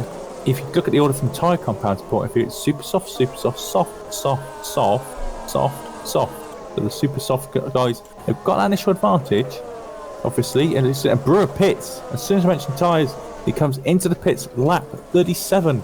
It's now finished. He's got 17 laps to go. I think he's going to rest this onto ultra softs. I think he's going to play that gamble, and because obviously a few cars did 17 laps at the start of the race on the ultra softs. Let's find out what's going to happen here. And of course, he proves me wrong. There goes the super softs on the car as he comes out with the safer decision. He's going to come out in 9th position. Matthias Moos also comes into the pits. He puts on super softs as well. So he's going to have put those on till the end of this race as well. The safe call in the circumstances, I must say, because this is definitely a high tyre wear circuit, and as the lap times go faster and faster until the end of the race, of course, there'll be less need to attack the racetrack as we enter the final third of this race. Absolutely wonderful race so far from Daniel Brewer, and he's come out with a lot of clean air as well. This is looking up for him. He's gone for the super softs. I'd say that's probably the best decision at this stage in the race, and really only well, it's his race to lose at this point in time. He's driven it excellently, and his strategy was pretty much flawless, I'd say. So wonderful for him. Meanwhile, in front of him, I'm expecting probably either Bock or Simracing to pit on this lap, because they are right together in terms. Oh, and they don't, so they stay out for another lap. They are currently leading this race as Brewer dropped back with the pit stop. But of course, these two are going to be pitting in the next few laps. I'm expecting they probably want to run it longer to go onto the ultra soft tyre, and the longer that Bock is stuck behind Simracing, the better a chance Simracing has of fighting for this this second place position, and maybe even the win if they come out close to Brewer, and the less chance Bach has of chasing down his Edge Sport rival. 17 and a half laps to go here. So I expect these guys at the front, the Simracics, the Box, the Burlaks, Jordans, the Seagulls, and the Kilts. They're going to go for coming ultras, in 2 or 3 laps. Yeah, they're going to come in 2 or 3 laps. 2 or 3 laps time, and then the ultras will be stuck on the cars till the end of the race. That is exactly my prediction. And speaking of predictions, I predict Yannick Buck's going to be leading this race now from Joni Simracing as well. So the soft tyres now, Caitlin, I think are coming into play. The super softs are dropping off now. They're going to have to pit. If anyone's on super softs like Simracing will have to. The soft tyres are now, the tables are turned, the soft tyres are now the tyre to be on for the foreseeable future until they pit. It was always going to be a risk to run the ultra softs for as long as Simracing has done. He's run them for pretty much the entire race so far, and now comes into the pits. Oh, sorry, the super soft tyres. So it's not the ultra softs that aren't showing up. It's the super softs, and possibly also the ultra softs, just to confuse things. So my apologies about that. But yeah, it ran them for a while. Now does go into the ultra softs, and it's push for Joni Simracing. Jordan's in as well. He was on the soft compound. He was obviously running Dirty F for a long part of that. He's on the super soft, and look at this pit stop going to come out side by side in the pits. So Simracing's just going to have his nose ahead. Simracing had the right to go through that, in my opinion. Simracing, because he was on the faster lane in the pits, I'd say that Jordan probably should have given that place up, but I'm not a steward in this series, so oh wait, I am. Okay, never mind. Sorry, that's awkward. Anyway, so through the S's, I'm not saying by any means that he is going to get a penalty for that. I'm sure that if it gets reported, we will look into it, and if it doesn't, then we will let it slide. But whatever the case, sorry, I really shouldn't have said anything there. I just completely forgot that I was stewarding the series. Anyway, down the straight, time for some DRS from Simracing. Yeah, I think they'd be absolutely fine. There was no contact there at all. I was just surprised that Simracing was quite slow on the limit, releasing the limiter there actually at the pits, and then Jordan just got the jump. Simple as, nothing more to it than that. So that is a change of position track that could be there to bite the green stripes driver Simracing there later on, potentially as well, because he's going to have to manage these ultra softs. There's no doubt about it. The super softs that Jordan's running, he can probably be a touch more aggressive on them because they've got a bit more durability as well. But Bear Brewer, 7.5 seconds ahead of Dennis Jordan, so he's got a jump there. Into the pits, meanwhile. Simracing. Brylyak and Bach. Bach goes ultra softs, Brylyak goes super softs. So Brylyak doesn't think he can get to the end on ultra softs, obviously, and he's going to come out behind Bach here, as through go Jordan and Simracing. They both jump, they both come out ahead of Brylyak, and now Bach has come out just ahead of Jordan, and I expect that because these two are both in championship contention, they will be allowed to fight here. Yeah, I would imagine so. They're not going to do anything silly though. You would imagine, they've been very respectful, worked very good friends as well, of course, off track as well. But it's game on. It's game on for the Evolution boys now. I think Jordan realises that after today's race, it's going to be unlikely. Well, he's got to make a move. He's got to make the move if he wants to win his championship, because of course the gap beforehand was quite steep. In the standings, I think it's around sort of 16-point mark. I'll just double check that on my phone I've got. But in the meantime, with DRS, he's going around the outside. Are we going to see if the Evolution's at play here for the first time this year, like properly hard at it? Let's find out. As they go through the sections, stadium arena section once again. Sorry, yeah, they're on different tyres. You have Yannick Bach on the ultra softs, meaning he should theoretically be getting out ahead. And I'd say it would actually be on ways for Jordan to go through here. He wants Bach to get as far ahead as possible to avoid disturbing well, holding him up and disturbing the team's race and disturbing his own airflow. Well, I say that, but then again, they are racing, and to be honest, because they're both going for the championship, I should probably eat what I just said. Here comes Broliak up the inside of Simracing, makes the move stick despite being on harder tyres than him, gets through, and that's a great move from Broliak right when he needed to pull it. That's very good for Broliak's race there, and not good for Simracing's race. Yeah, I say Broliak, wow, that was a great, just opportunistic move. He had the width of the track, he had the inside line, he had the opportunity to maybe just park it on the apex and pull away, and that's exactly what Broliak did. He's now trying to get some progress on reeling the two Evolution boys ahead of him as well. But now we've got DRS time once again. So Siebel carries on in the lead of this race for now, 12 seconds ahead of Brewer, but that is not going to last. Let's face it, he's going to have to pit one more time. And Jordan's trying to weave inside outside to make the gap on Yannick Bock as well, but no, this time couldn't get the move done, couldn't repay the favour. Yeah, and I take back what I said about them having to work together, and Bock not, Jordan not going for Bock, because these two are fighting for the championship. This is the final stint of the race. This is when pretty much they go from being teammates to being complete and utter rivals, and that's why no team really wants to have two drivers fighting for the championship, even though it is great to have drivers 1-2 in the championship along with the constructors title. But whatever the case, Bock and Jordan appear to be properly going for it as Siebel pits now. Siebel, who appears to be losing lots of points in terms of this race, is not going to come out ahead of Kilk here, and I'm afraid this isn't looking good for his championship.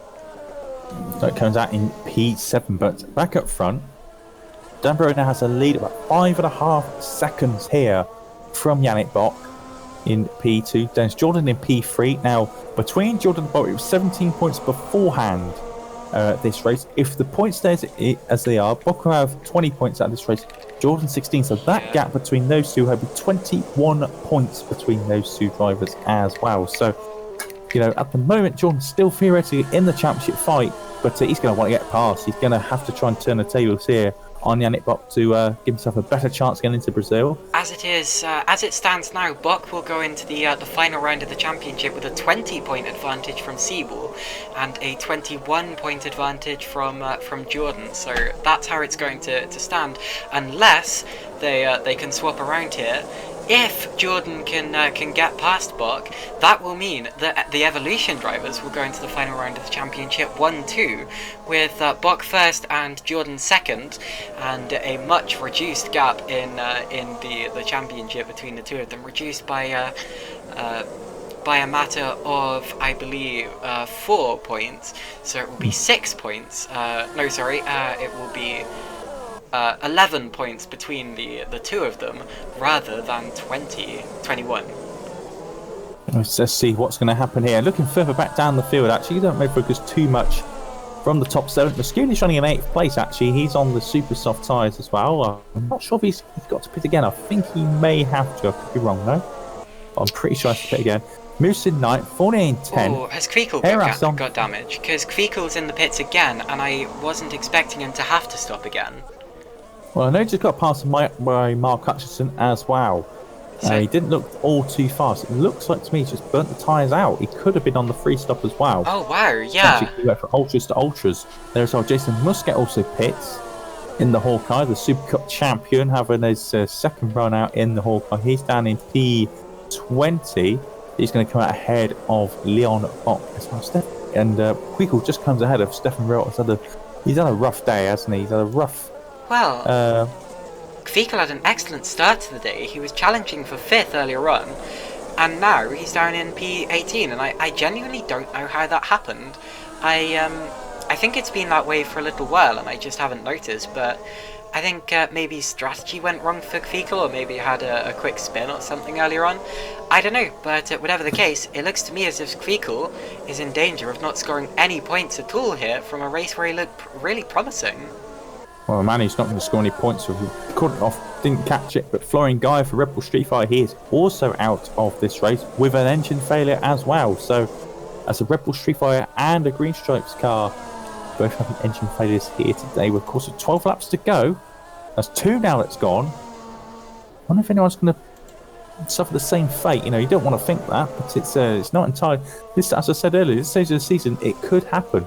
Could happen indeed. Of course, if you do take a fresh engine, it will cost you 1 million credits for the managers, I believe, and also you get a grid penalty as well. So it's a lot not worth taking that financial and performance risk either on track. So you're gonna have to just manage these engines now till the end of the season.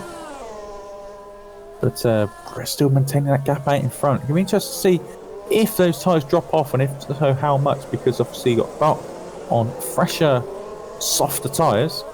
These ultra, you know what sort of lap times people can get out of these ultras when they get going. They can be really, really fast. Fastest lap of the race, interestingly, speaking of speed, Alex Sieb won a 1:31.3.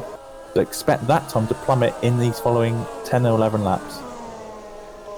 So final few laps of the race now. We are just about to enter the final 10 laps, I believe, because we are going on to, well, we're on lap 44 now, and there's lap 45 now, sorry, out of 56 laps. The gap between Brewer and Buck is coming down, but surely not by enough. There's 3.8 seconds between them at this point in time, but Buck and Jordan are fighting further back, and they may want to work together to get closer to Brewer if they can feel they can do it at this point in time. But if they feel it might be too little too late, then absolutely they should continue fighting amongst themselves, although they have to be careful about Brilyak and Simonjic, who are right behind them as well in 4th and 5th positions. And also in the top 10 we have a 3-way scrap, which we haven't seen much of, between Moose, Fournier and Eras further back. Harris is going to be attacking actually. In top 10 he's on these really, really fresh Ultra Softs, as I've been very aggressive on the strategy front today. And now he's going to be looking to get past the Epic racing car as well. The Epic obviously has DRS as well. It's very, very closely behind is the flag to flag. Oh, Sergi Harris going up into P9, is he? Let's see what happens here. Fournier breaks very, very late and just holds the position. Of course, Fournier is on the soft compound tyre, so not the best. Look at Harris around the outside. That'd be a great move he could pull out off. Not quite. I don't think he's going to manage it. Almost. I was wondering if he was trying to keep an overlap on the inside there. That would have been so brave. It was brave anyway, but it didn't pay off.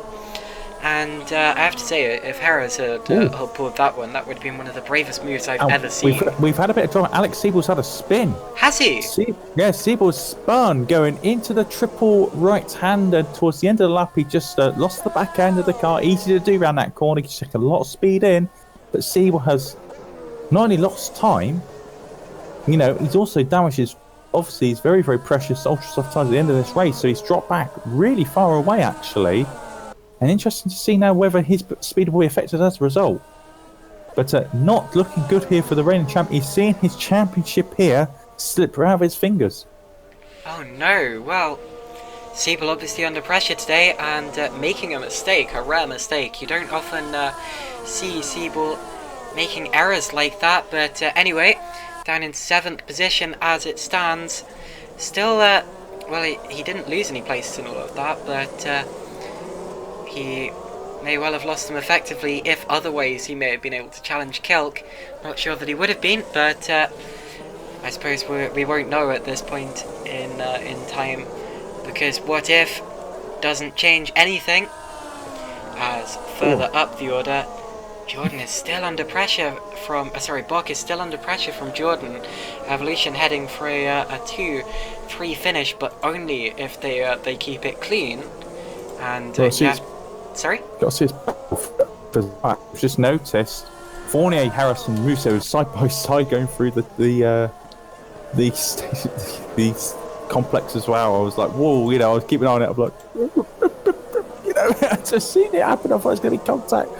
But there wasn't in the end. Robin Panzar was tagged on the back of this as well. One thing I did notice that Alex Sieg was actually put a pit request in as soon as he spun. So I wonder if potential. I mean, you can't be surely thinking about pitting, but how badly are those damaged tyres damaged potentially? He could have really worn them out a little bit. I think you accidentally answered your own question. Dire. dire straits. I was thinking myself. But yeah, that's Skimala Sapala retired as well. Literally just retired. So what happened here for Mr. Sapala? It looks like he's had suspension damage, and I'm not sure. Is it just a incident on track? I'm not sure what happened here. Let's just find out, because this is a bit of a strange one. I didn't hear any accidents or anything like that. Sorry, meanwhile, we've got a slipstream chain coming down towards turn 12 with Fournier going to the outside of Eras. And, Eras holds him off as they go through the left-hander. These two have almost come together in that corner a couple of times already, and they've got Moose and now Robin Panzer right on their tail, fighting hard. Fournier almost, slight contact there, wheel to wheel. You can get away with it at that point in track in that manner. And actually, I'm looking at the gap between first and second at this point in time as well. At the rate that Bock is catching Brewer, he may well be on top of him by the end of the race. Although, of course, it's a different matter to actually pass him. But if Brewer makes one mistake, I'm expecting that it could be a real possibility that Bock could still win this race. Or maybe even Jordan, maybe even Brilyak or Simončić could have a fight. Because Bock, Jordan, Brilyak, Simončić, they're all still in a DRS train. And realistically, any of those drivers could still fight for the victory if Daniel Brewer was to throw a bit of a spanner in the works. But Brewer holding steady for now, doing a good job. And we'll keep an eye on their laps. So far, Bock's fastest lap is about 0.4 per second faster than Brewer's. Of course, there is a little bit of traffic ahead as well, maybe entering in the next couple of laps as well. I just saw the Sapala incident. He was right behind the Mad Cape of Queekle in the slipstream going to DRS, and he pulled out from behind the Mad Cape, and he sort of lost the back end. And Queekle was kind of squeezing him a little bit into the wall. Lost the back end of the car, did Sapala, and went into the wall down the back straight, reversed into the wall, and of course heavy damage to his car. So Sapala might have a feel right to be a little bit aggrieved about that. But of course, when you turn the car in a straight line with DRS open, you run the risk of losing the back end, and that kind of was what happened. He sort of had a bit of a pendulum effect, and whilst Queekle was squeezing against the wall, sort of lost control and then into the wall as a result. So Sapala's going to be angry.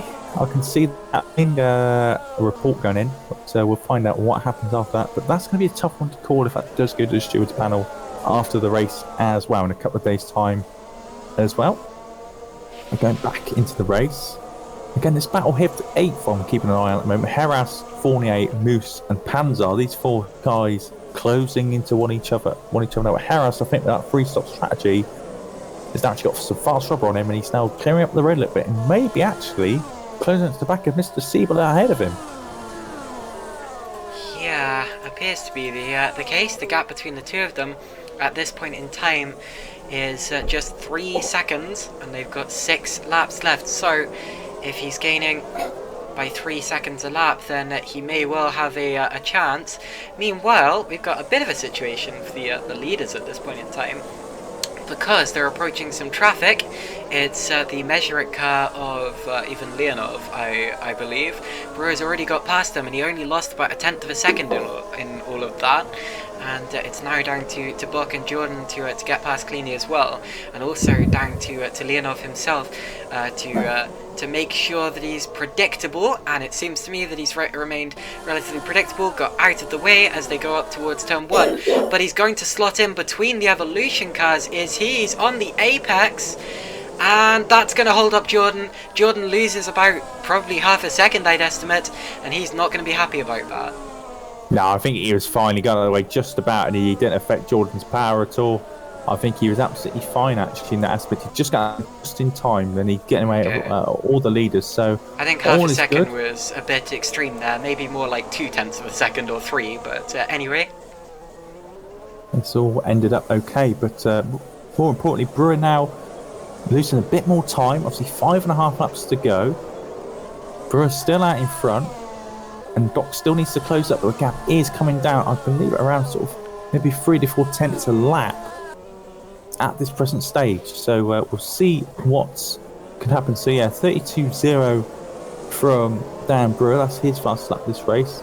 And then Yannick Bock, 31.6 is his fastest lap off this race, and we're seeing similar kind of lap times at the moment. So we'll see how it cracks on. But also, Burlak and Simracing is actually closing a little bit back to back now of both evolutions as well. So maybe that particularly Simracing would come into play a little bit in these closing stages. So just looking at the championship positions, Jordan really can't afford to lose many more positions in this race. He's currently third, and actually, if he loses 2 more positions, so if he loses a place to the fighting pair of Brylyak and Simracing behind him, he will be out of contention for the championship heading to the final round.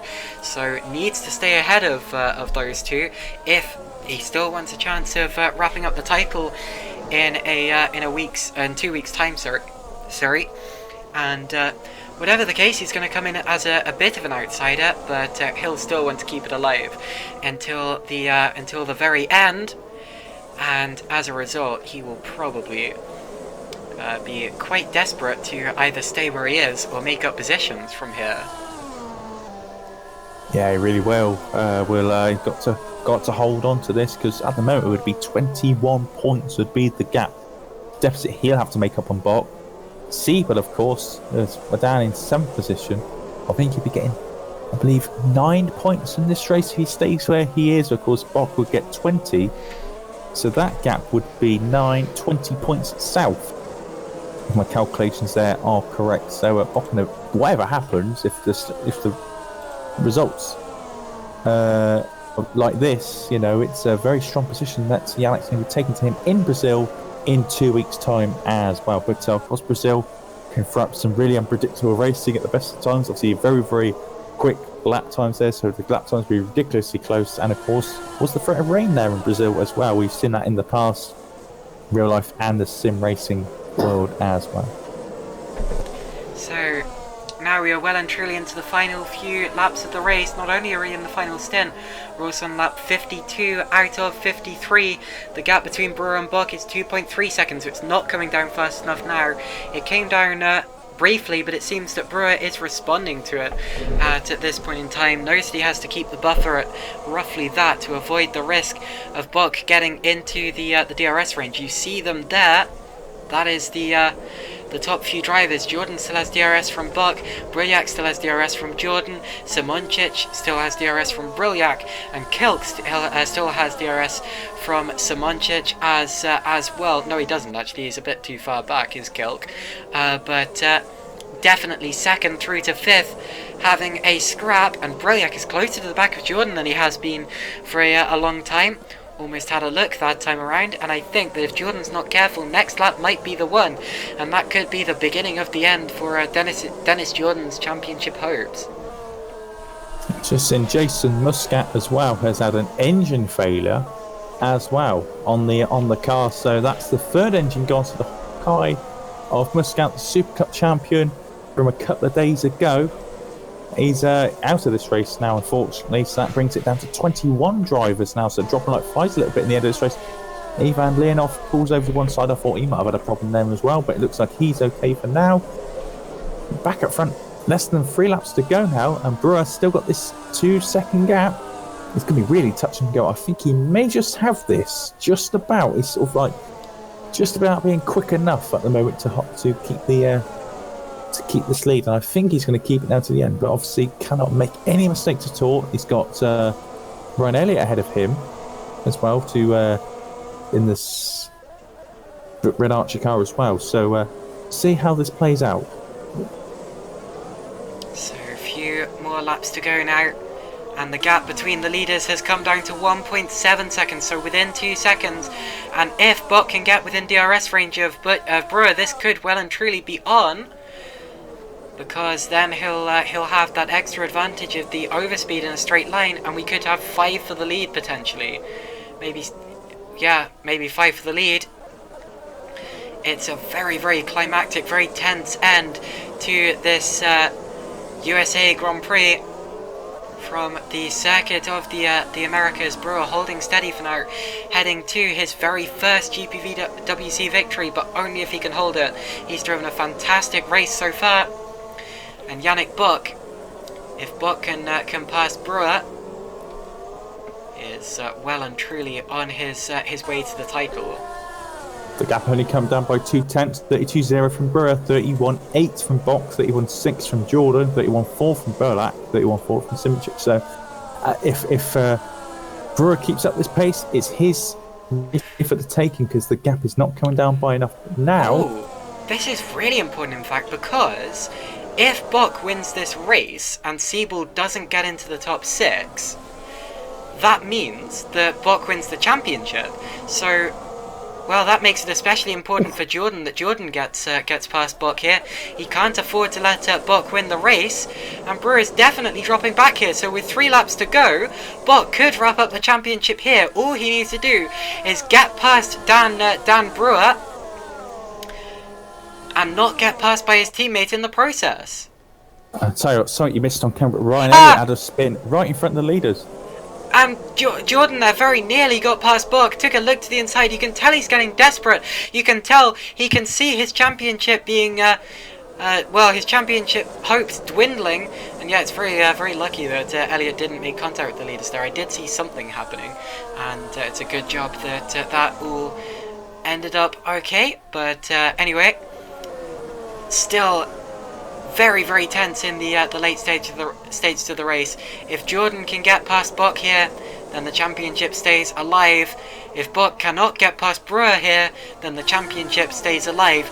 But if Buck can pass Brewer, then providing and Siebel's just lost a place to Eras. So providing Siebel, and look at Simracing. Simracing collides with Brilliak. Okay, that's good for Jordan, not good for Brilliak or Simracing. You have lost a lot of time to those two, but they both got through without any significant damage, I should hope. We're on the final lap of the race here, and it's all still open here. And Brewer now is in a key position now. It's under 1 second now from Yannick Bock, but I think he's just about to have enough here. It's DRS now time to hold on, but now I was going to see what's going to happen under DRS. Now applied for the final time. He's getting closer and closer, but I think he's too far back. I just think he's going to have too much to do in this final sector of the race. So now try and keep the pressure on. They're all coming closer. Of course, Burlak and Simracing still fighting on behind. But we can now see as they go into this arena section, Dan Brewer now with pretty much 3 corners to go now for the Englishman. Is going to just about to take his first victory in his GPVWC career. And what a career he's had. He's always shown potential. He's always been almost the bridesmaid, but never the bride. But here he comes around the final corner. Dan Brewer is going to win here at Kota in GPVWC Super League 2019. He takes the checkered flag for Edge Esports. Yannick Bock puts himself in a very commanding position for the championship. Now in second place, Jordan takes from Burlak, from Simracing. Right, Kilkin 6. Sergi Harris making a very key move in his championship as well. P7. You get ahead of Alex Siebel, overline in P8. A disappointing day here for the reigning champion, and now pretty much putting him in a very difficult position now to win the championship. What a dramatic finish. Panstar there in 9th position. Matches Moose comes ahead in 10th, ran at top 10. Fournier 11th, who dropped back as the race went on. Hutchinson in 12th, Muscuri 13th. David Fidek gets some much-needed points for Holkein, 14th place in the end. Maciej Milnek there in 15th as well. Quickle, Paolini, Rio, and yeah, we just spun in the final corner. Yannick Bock 19th, Ryan Elliott 20th, and Leonov, who's had a, let's say, very eventful race there in 21st as well for Majorek. Retirees, Muscat, Sapala, Gaia, Hoya, Alex Cooper, Yuri Kastorp, Danny van der Neet and Bart de Vos there. Your final when everyone, look at that, everyone's celebrating around Dan Brewer, celebrating his first win in GPWC, and everyone's just he blows his engine. Yes, he has. He's blown his engine as well. So, that's an engine he's not going to be able to use again. Celebrate. That is one way to celebrate your first win as well. But everyone there really respecting Dan Brewer's achievement as well. He's always shown some incredible talent, hasn't he, Caitlin? But never really quite had the edge really to win, but today is his day. Pun intended? No, I couldn't think of any better word. Anyway, yeah, fantastic victory for Dan Brewer, and that does mean that the championship stays mathematically alive going into the final round. And if something happens to Buck, if he has a retirement or something next round, then it will most likely go to either Siebel or Jordan. However, because of Siebel losing that place to Eras in the last few laps of the race, it means that it means that both him and Jordan are on just 240 points compared to Buck's 261, meaning Buck is leading the championship by 21 points, meaning that next time out, it means that for either Jordan or Siebel to win this championship, they need to win with Buck finishing outside of the points, effectively with Buck having I think it's 11th. I think he has to finish to confirm the championship. I think. You're right. So so if Siebel or Jordan was to win, they would need Buck to finish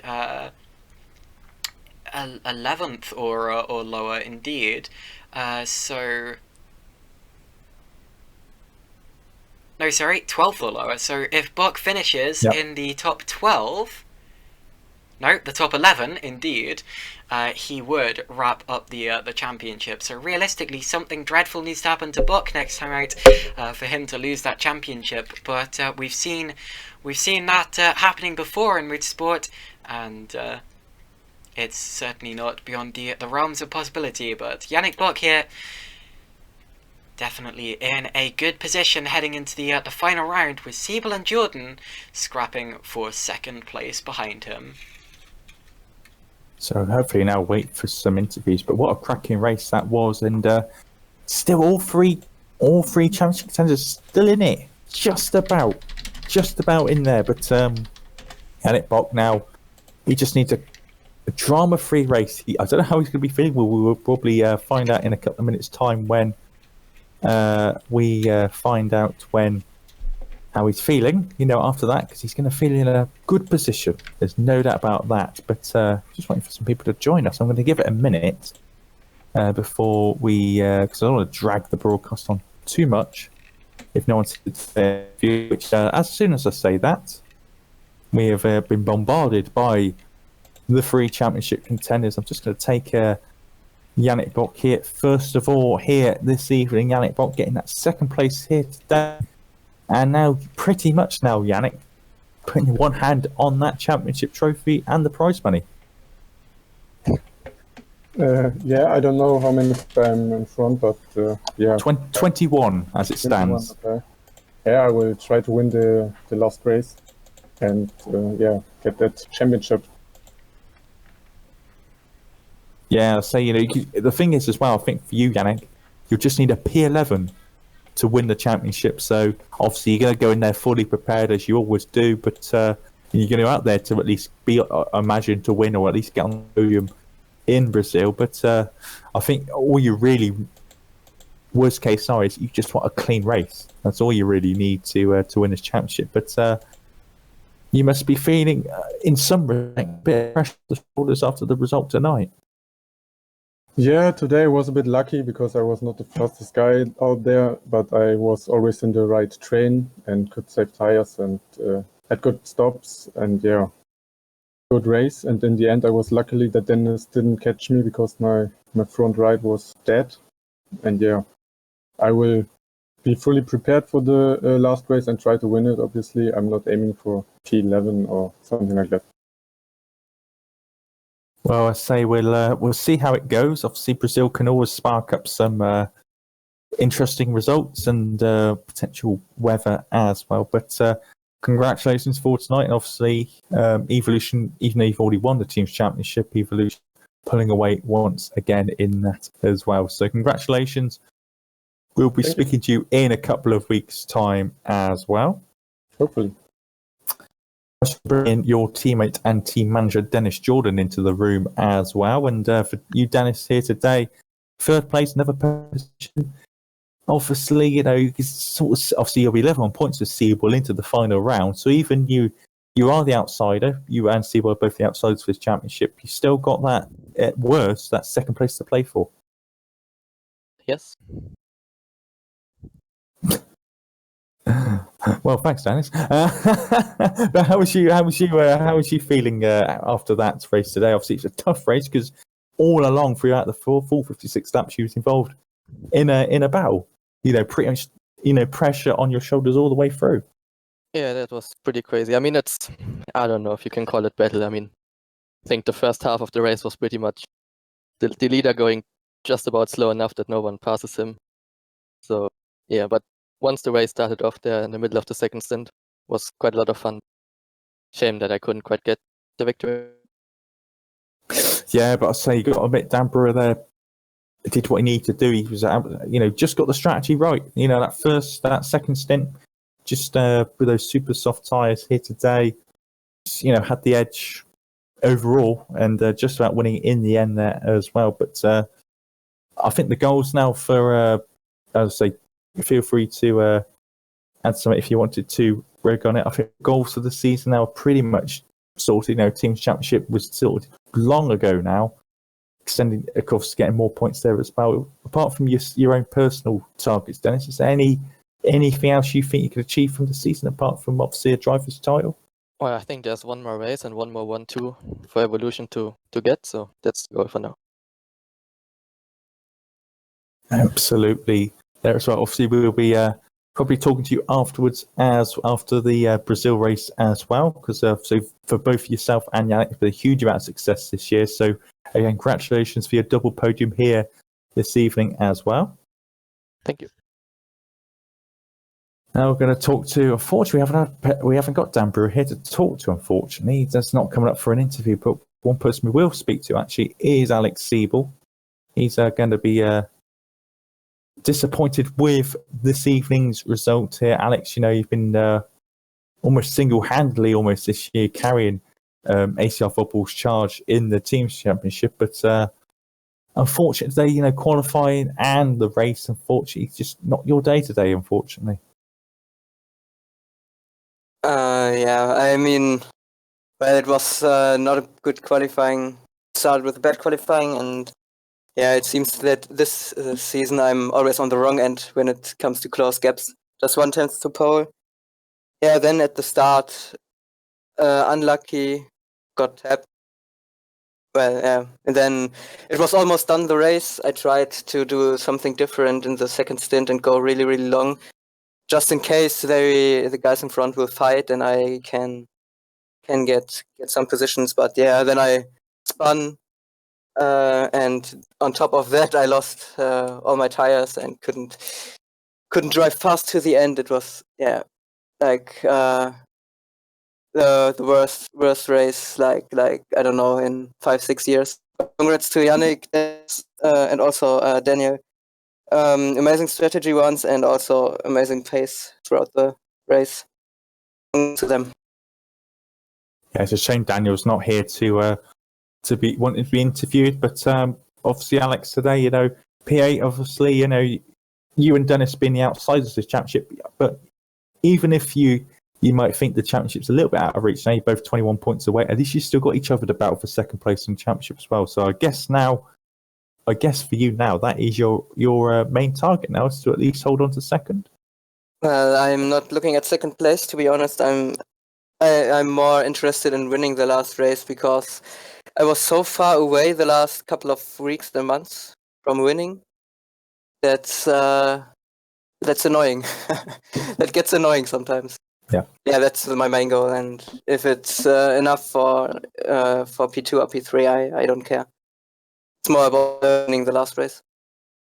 Well, that's a great attitude to have. You might have to have a few 4-leaf clovers and maybe a lucky horseshoe to win the championship a little bit, because now Yannick's got that 21-point gap going into the final round. But for yourself and all three of you have interviewed as well, we wish you all the best, and we'll, as I say, we're speaking to you after Brazil, because you three have been the benchmark this year regarding pace and consistency as well. So congratulations to all three of you as well.